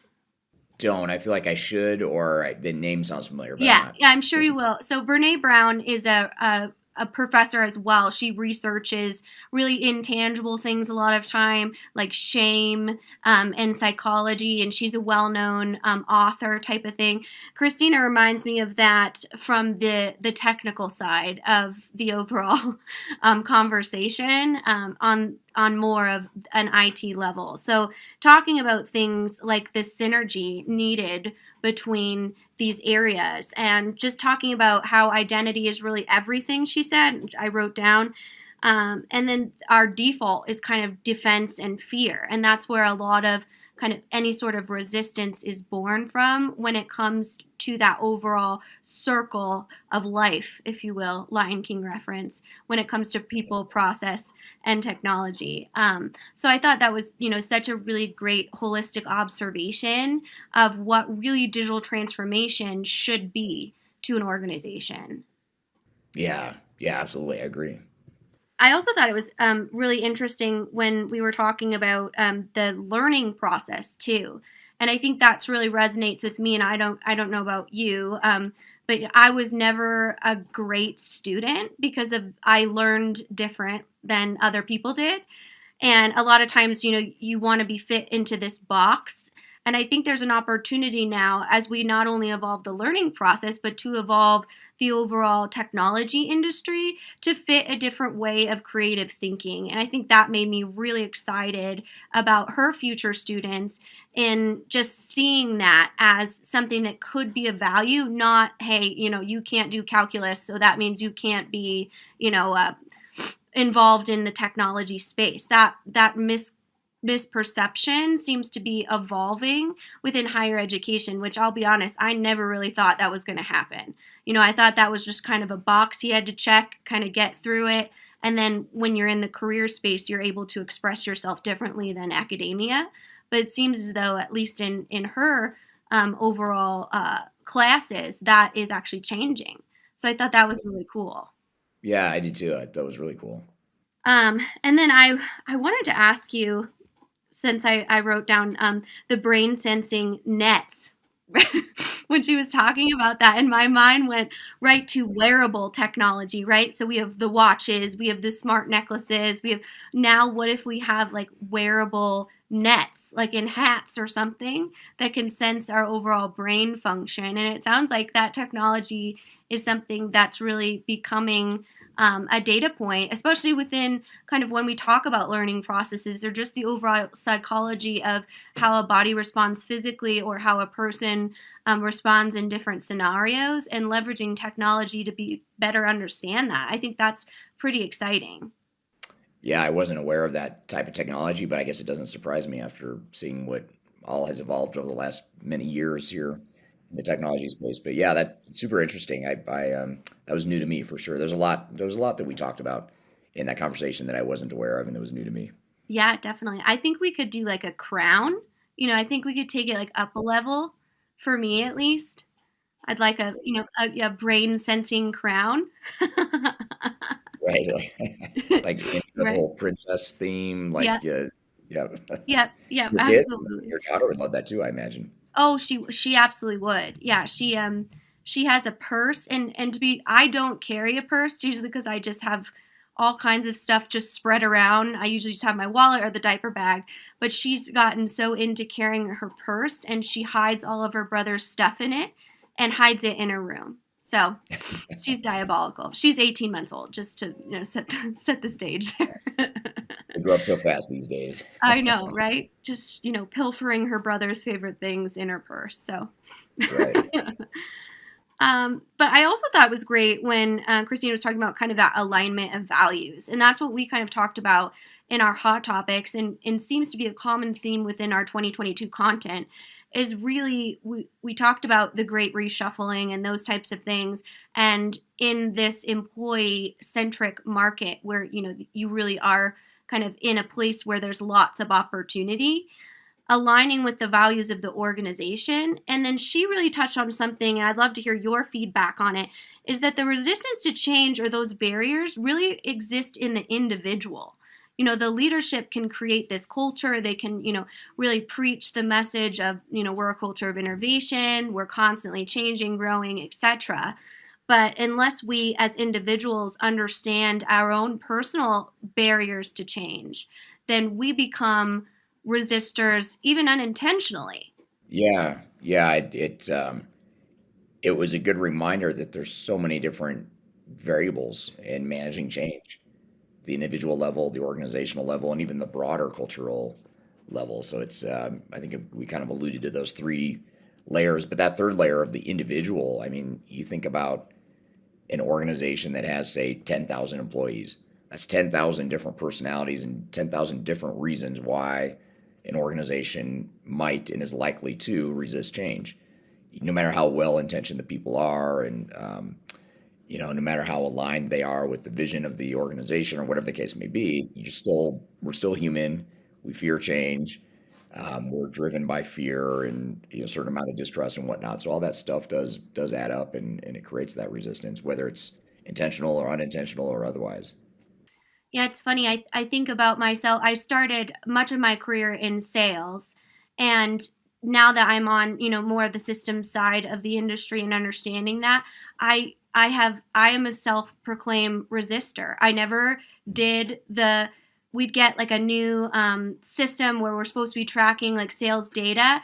And I would be like, why would I have to do that? Because I'm selling the most. So obviously my process works just fine. So no need to do any of these things. And now I look back on it, I'm like, oh my goodness, I was the problem. I was the key to, the change resistance, and I didn't even know it because of my unwillingness as an individual to see that opportunity. And as an influencer, when you are kind of on the top of the pyramid and you don't do what the organization is essentially asking you to do, that trickles down to a lot of different areas as well. And I think that was really kind of an eye-opening piece of feedback for me, that a lot of times it does start with the individual, and that has to be an overall motivation. Yeah, absolutely. And you bring up sales, or you talk about sales organizations that you've been involved with, and that's a common area of resistance within a lot of organizations, because when you're sales driven, you're focused on typically one thing, and that's selling. And entering data into a system is not selling. Or at least, if you're a salesperson, that's the mentality. It doesn't help me make more commission, doesn't help my pay, doesn't help. I'm not measured on it. So why am I going to support the change? So that's it's a good reminder that that's a reason why you need to understand what motivates people and what drives them, and why might they resist the change, even if they say they're on board with it, even if they're excited on the surface. Those are good examples of things that will undermine that excitement for any sort of change. Absolutely. And then the last thing I'll touch on, because I don't know that we've ever really talked about this before, but when you have this concept of a new culture because of your new employees, and they bring a whole different aspect from just an age perspective a lot of times, or an experience perspective. And I think that's something that's definitely worth some awareness around, especially for organizations that are very intentional about their culture. They hire for culture, they have an aligned set of values, but then they also have to know that it is really free flowing depending on the individuals that are involved in your company culture. And that's kind of something that we've never really touched on before, but certainly an important dynamic that Christina touched on. Yeah, very much so. I think that's a good point. I think that question originated from the audience, if I remember correctly. I think that was one of the audience questions that brought that up. So that was a really good point for sure. But an excellent conversation, and I think we learn a lot from academia when we do study research, but it's interesting, of all of the professors and researchers we've had on ground control, all of them really point back to the importance of the people side, and the technology, though still important, is really almost a subcategory to the overall culture and people and processes of the business. So such a great interview. Thank you for taking the time to talk to her, and go Rams. Yeah, right. And just to clarify, you're talking about the CSU Rams, right? I am. I'm not talking about the LA Rams, but I am very excited that Russell Wilson is coming over to the good side, to the Broncos. So Yes.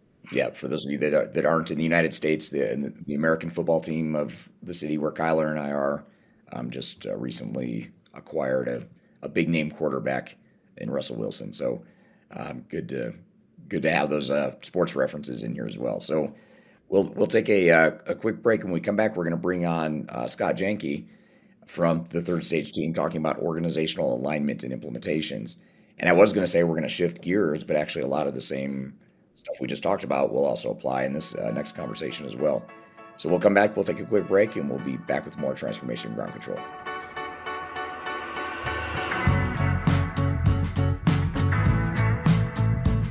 Hi, this is Eric Kimberling, the CEO of Third Stage Consulting, and we recently hosted our Digital Stratosphere 2022 virtual event. It's 3 days of packed content related to digital transformation best practices, about 16 or 18 different workshops and different speakers that are presenting on different topics, everything you need to know about transformation. The bad news is if you missed that event, the event's over. The live event already happened. But the good news, if you've missed it, or even if you did attend it and you want to see replays or you want to catch the sessions you missed, you can do that now by going to stratosphere2022.com. Go to stratosphere2022.com, register. All you have to do is put in your name and email address, just a few fields. You get immediate access to all the recordings. And the recordings cover everything from digital strategy, software selection, organizational change, process improvement, architecture, data migration, cloud, trends in the industry, how to avoid failure, some of the legal aspects to think about, contractual aspects to think about as it relates to your transformation. All that is stuff that you'll get by registering for Stratosphere 2022 replay. And again, go to stratosphere2022.com and you can listen to all the replays of all the workshops that you might have missed at the event. So hope you check it out, and thanks for listening. We'll see you soon.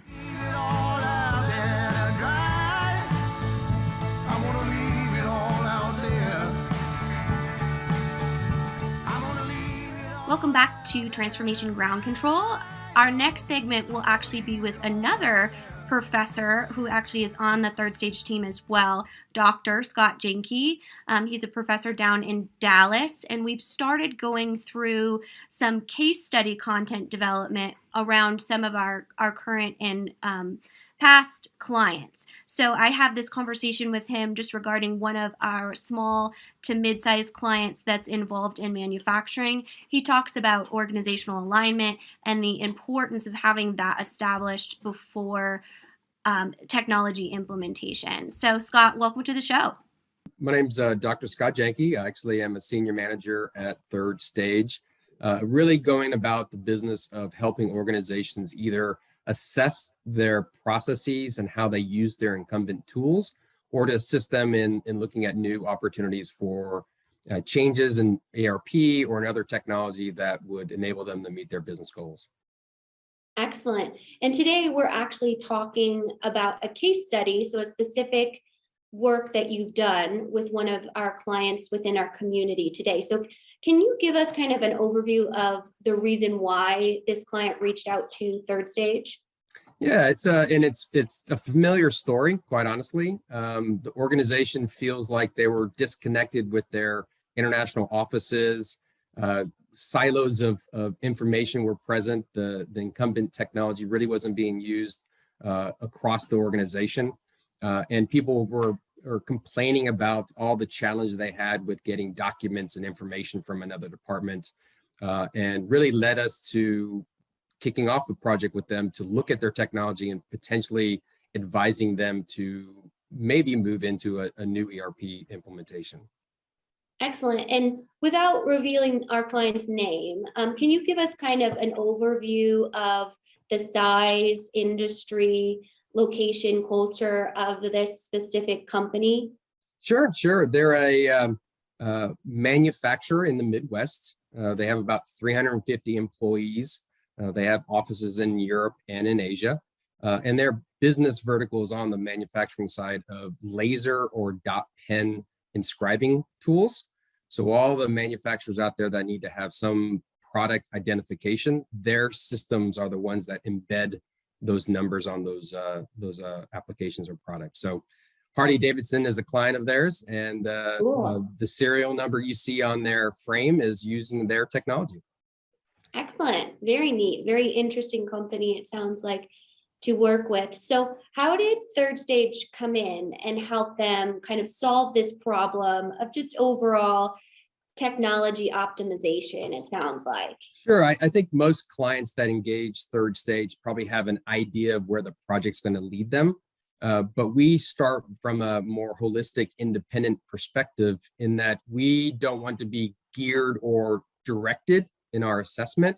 We want to look at it from a 30,000 down to a 300-foot level, where we look at technology, the obstacles around that, processes, but also the human aspect of the organization. And rather interesting findings when we performed our organizational readiness assessment that really highlighted the fact that simply changing technology was not the direction we needed to go.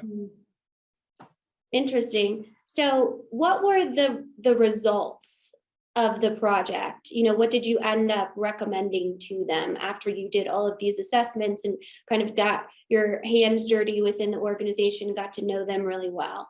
Yeah, and you know, they're probably very similar to a number of small to medium companies that want to be bigger, is that they have grown organically, but also through acquisitions and sister companies that become part of the main organization. Is that they had systems of independence, so to speak. So the folks in Europe had their own system, the folks in Asia had their own systems, United States.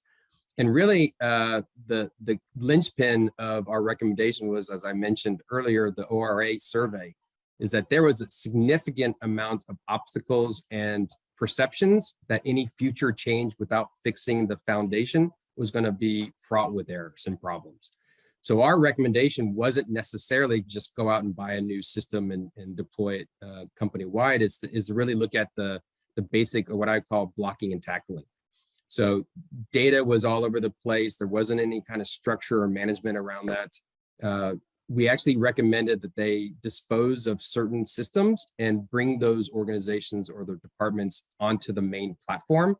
So there's a lot of things that organizations would do prior to implementing and selecting and implementing an ERP system. And we actually advise them as our output of this project to do just that. Get the environment and the organization set up for success for maybe a future ERP selection implementation. So getting systems integrated with each other, training people, that was also another big highlight of our organizational assessment survey, is that people just didn't believe they were well trained with the last implementation.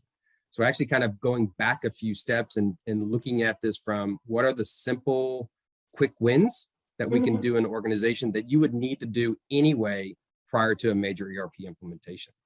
And I would say that the leadership was surprised by those findings, but really once we went through the justification for that, and that every item that we recommended were activities they would have to do anyway, we just wanted to put the pause on them spending any significant amount of money that would just introduce more errors and problems into their organization. So it sounds like you recommended that they needed to get their organization aligned around whether it's business processes, whether it's their optimization of their own technology, training, integration, data management, those types of things. So when you do that type of recommendation, do you give the client steps to make sure that they are establishing that strong foundation? Yeah, absolutely. Most of our projects, maybe not all, but most of our projects do include some form of roadmap that when we provide our recommendations, and I've been on the side of running operations myself, and I've never liked it when people gave advice, but didn't tell you how to implement that advice. So we do advise kind of stages of, let's say, what you can do immediately, what you can do within 1 to 3 months, what you can do in the next 12 months, and then maybe the next year. So organizations cannot stop doing their business. And so giving them a direction, a roadmap is so important, because without leadership and guidance around that, too many companies would probably start in the process of improving themselves in 3 or 4 months and then stop. So this gave them a little kind of cookie crumb kind of process that they could follow for literally the next 12 months and have great success because they're achievable objectives. Excellent. So you kind of gave them a game plan, a playbook, if you will, to kind of lay out what the next steps are to achieve that optimization within their organization. Absolutely. Absolutely. And so can you just enlighten us to third stage is a technology agnostic and independent consultancy. So what does that mean for a client that may engage you to say, hey, I think I need new ERP software, and then you come out on the other end being like, actually, the organization needs some restructuring and just some tightening up before we can do that. Do you care if they buy software or not? Good question.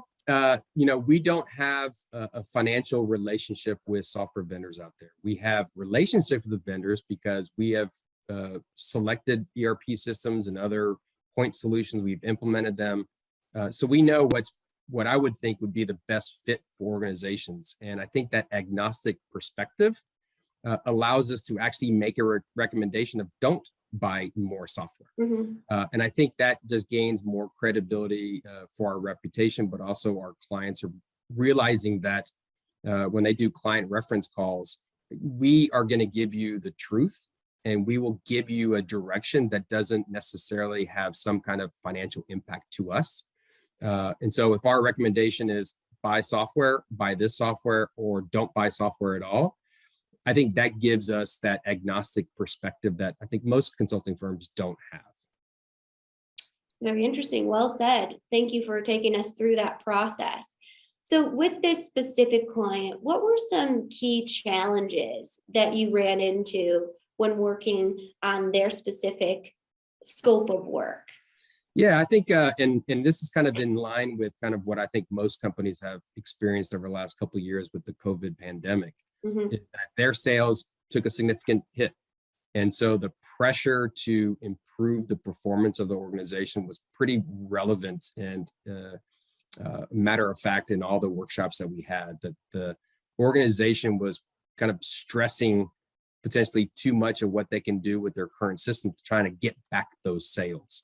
So, and I don't want to be a seller of the ORA survey too much, but that was really enlightening because we heard grumblings, we heard perspectives from the workforce in our workshops and some of our one-on-one interviews, but it was really the survey that highlighted some significant obstacles for any significant change going forward. So one of the things that we tried to adopt is allowing the folks in the workforce who will be part of any implementation to be part of the solution. So we identified easy wins, hard wins throughout the evaluation, and really educating our sponsor about what we're finding, but still keeping even our agnostic view of who's saying what at arm's reach so that people could have a voice in the decision making. So almost going to what we do in a RFP ERP selection is that we allow the decision making to be a collective perspective for all parties. So this isn't our recommendations, it's what we heard from the team based with our experience becomes the recommendations out of a project like this. Excellent. And when you are going through this kind of cultural survey, if you will, or the readiness assessment, when you conduct them, it seems like kind of a vulnerable or sensitive process that can make employees sometimes uncomfortable and hold them back from being completely honest. How do you make sure that there is autonomy within that process? Yeah, we walk through how this process works. So outside of some maybe identification questions like what department do you work in, how long have you been with the company, that's the closest personal information we collect. Our tool does not collect email addresses, even IP addresses to some extent. So it is really agnostic. I don't know who fills out anything.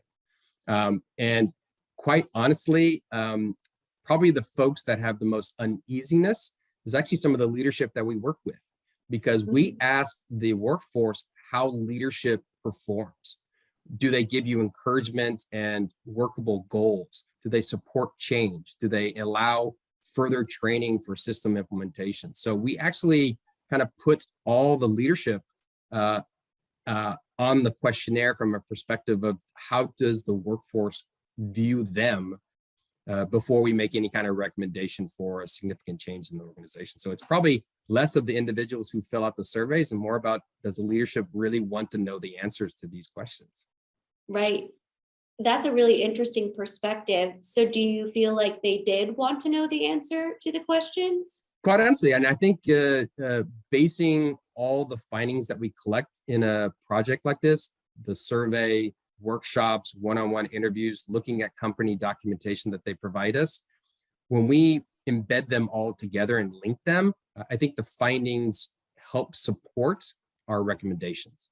So going back to your question about, how is third stage agnostic and how do we view software purchases? Well, for us to recommend changes that really won't be successful based upon our findings would be very short-sighted on our part. Obviously, we want to be part of any future project with our clients, but quite honestly, we need to be realistic in our expectations in our recommendations. So for them to go off and go do this magical project that will solve all their problems, even though we know that won't be true based upon our findings, that's not good for our long-term longevity either. So I think the leadership want to know reality so that they know what they're getting into. Again, having been on that side of the fence, I never wanted to have a consulting firm or software integration firm sell me a bag of goods that they potentially are going to know that it's not fruitful for us to pursue. Right. And that makes a lot of sense. And I think it's a pretty typical exercise that a lot of leadership teams go through within this process. It's just kind of an overall awareness of where their business is at. And technology, as we know, is never a solution. It should be, an optimization tool for an already strong and healthy, thriving culture. So what were some key milestones that you and your team achieved during this project? Milestone in the sense of phases that we did or some of the deliverables that we produced? I would say milestones could be however you interpret it, not to, answer a question with a question, but what were some of the key points that you feel like you were actually making an impact on the business? So great question. And I think going back to, how do employees feel about a project like this? More than anything, we stress that we're not out there looking to see what they're doing their job. So could the organization do without their services? This is about most organizations wanting to grow without necessarily hiring a ton of folks. So when we level set with the folks that we talk to, they start understanding that we're here to help. But more importantly, we're probably asking questions that the leadership probably never had time to do as well. So as we go through workshops, the survey, we actually did a technology review of solutions out there just to see whether there would be a better fit, and providing that feedback, not again, just to the leadership, but to the departments as well. So I think the engagement that we provide along the way, we kind of allow them to be, again, part of the solution making. So between the survey, the workshops, our analysis of other ERP solutions out there, really gain the traction from the folks there. So along the way, whether you call them milestones or stage gates along the process, we allowed them to kind of level set every time we kind of paused in the project. And so I think it allowed them to change direction if they wanted to, or ask greater clarification about some of our findings without just waiting to the end. So we have a very strict methodology in gaining leadership buy-in along the way. And so those milestones or phases of a project allow us to kind of stop, pause, understand what's going on before we get too far down the road. So that when we give our recommendations at the end, they're not surprised, they're not challenged with it because we've kind of given them the education along the way. Excellent. And do you know how this company is doing now?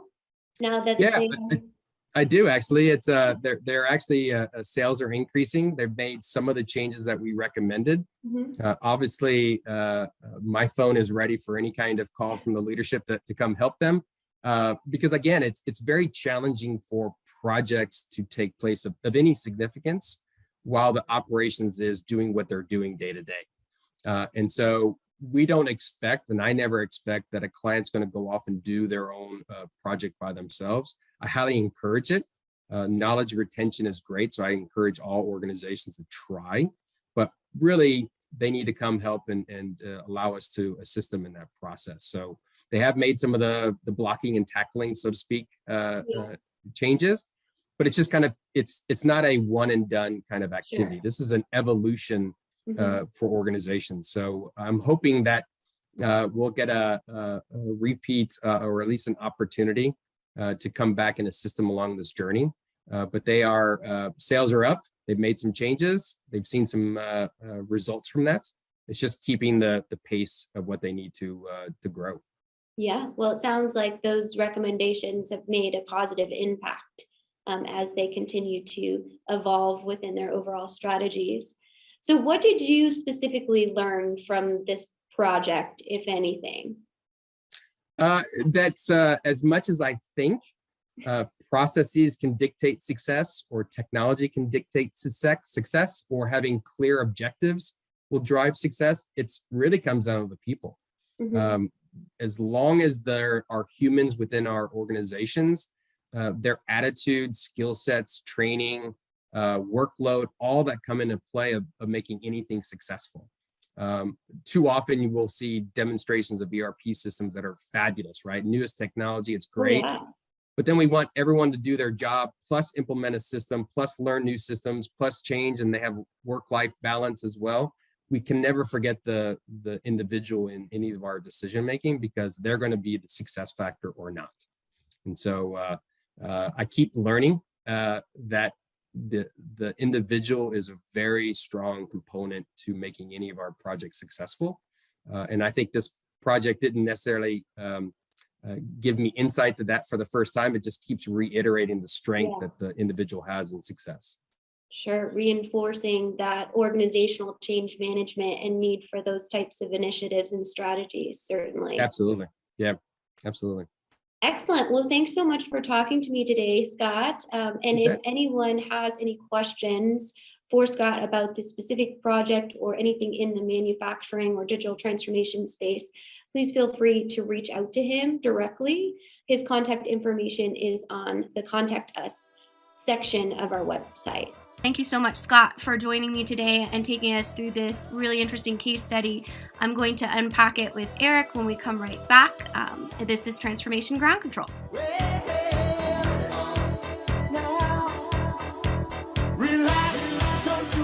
If you are involved in any sort of digital transformation or business change initiative, you will want to download the 2021 Digital Transformation Report.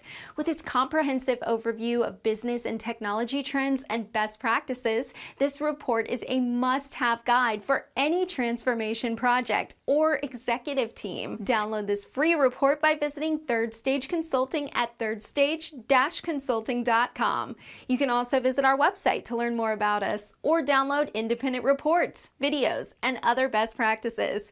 Again, visit thirdstage-consulting.com today to learn how to take your transformation to the third stage of success.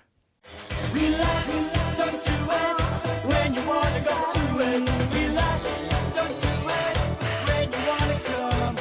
Relax. Welcome back to Transformation Ground Control. Eric, I think this is the first time you've heard our case study with Scott. So I wanted to get, some of your feedback. Obviously, Scott is a professor. He's very articulate. He's very good at understanding all of the nuances needed, specifically on the organizational side. But he referenced a lot of organizational kind of issues within just having clients that might have kind of a disassembled digital transformation team. And I'm wondering if that's kind of a common theme where you do have to come in, strategize, saying, this stakeholder should be involved, this stakeholder, it's not time yet, but feedback is still important, and how you go about doing that. Yeah, it's definitely more art than science, but you do want to make sure you have all the key stakeholders involved and all the the key parts of the business represented in the overall transformation, and ultimately that you want to make sure that your organization is taking ownership of the project, because it's easy to really sort of delegate to the experts. And I think we touched on that in the conversation with Christina a bit too, earlier in the show, about that sort of disconnect that you sometimes see between the novices and the experts. And you may view yourselves as a novice if you're a company that's going to go through a transformation, because you don't know as much about technology or digital transformation perhaps. but you really are the experts in your business, your industry, what it is you're trying to become. And so you need to marry those two sets of expertise in order to be successful. And that requires, involving some of the key stakeholders throughout the business. So it just depends on what the scope of the transformation is. You want to make sure you involve people that are going to be affected by the scope of the transformation. Yeah, and with that, make sure that there is alignment on all of those tiers, which Scott kind of talks about the need for that executive alignment, but also the project team alignment around those strategic goals and objectives for any transformation to be successful. One other thing that I'll just mention from this conversation that we don't talk a lot about on transformation ground control, but where third stage really comes in is building those demo scripts for the vendors. So we talk sometimes about, how to make sure you're getting the most out of your demos. But what third stage does is they come and they understand the business goals, not from the vendor side what they want you to buy.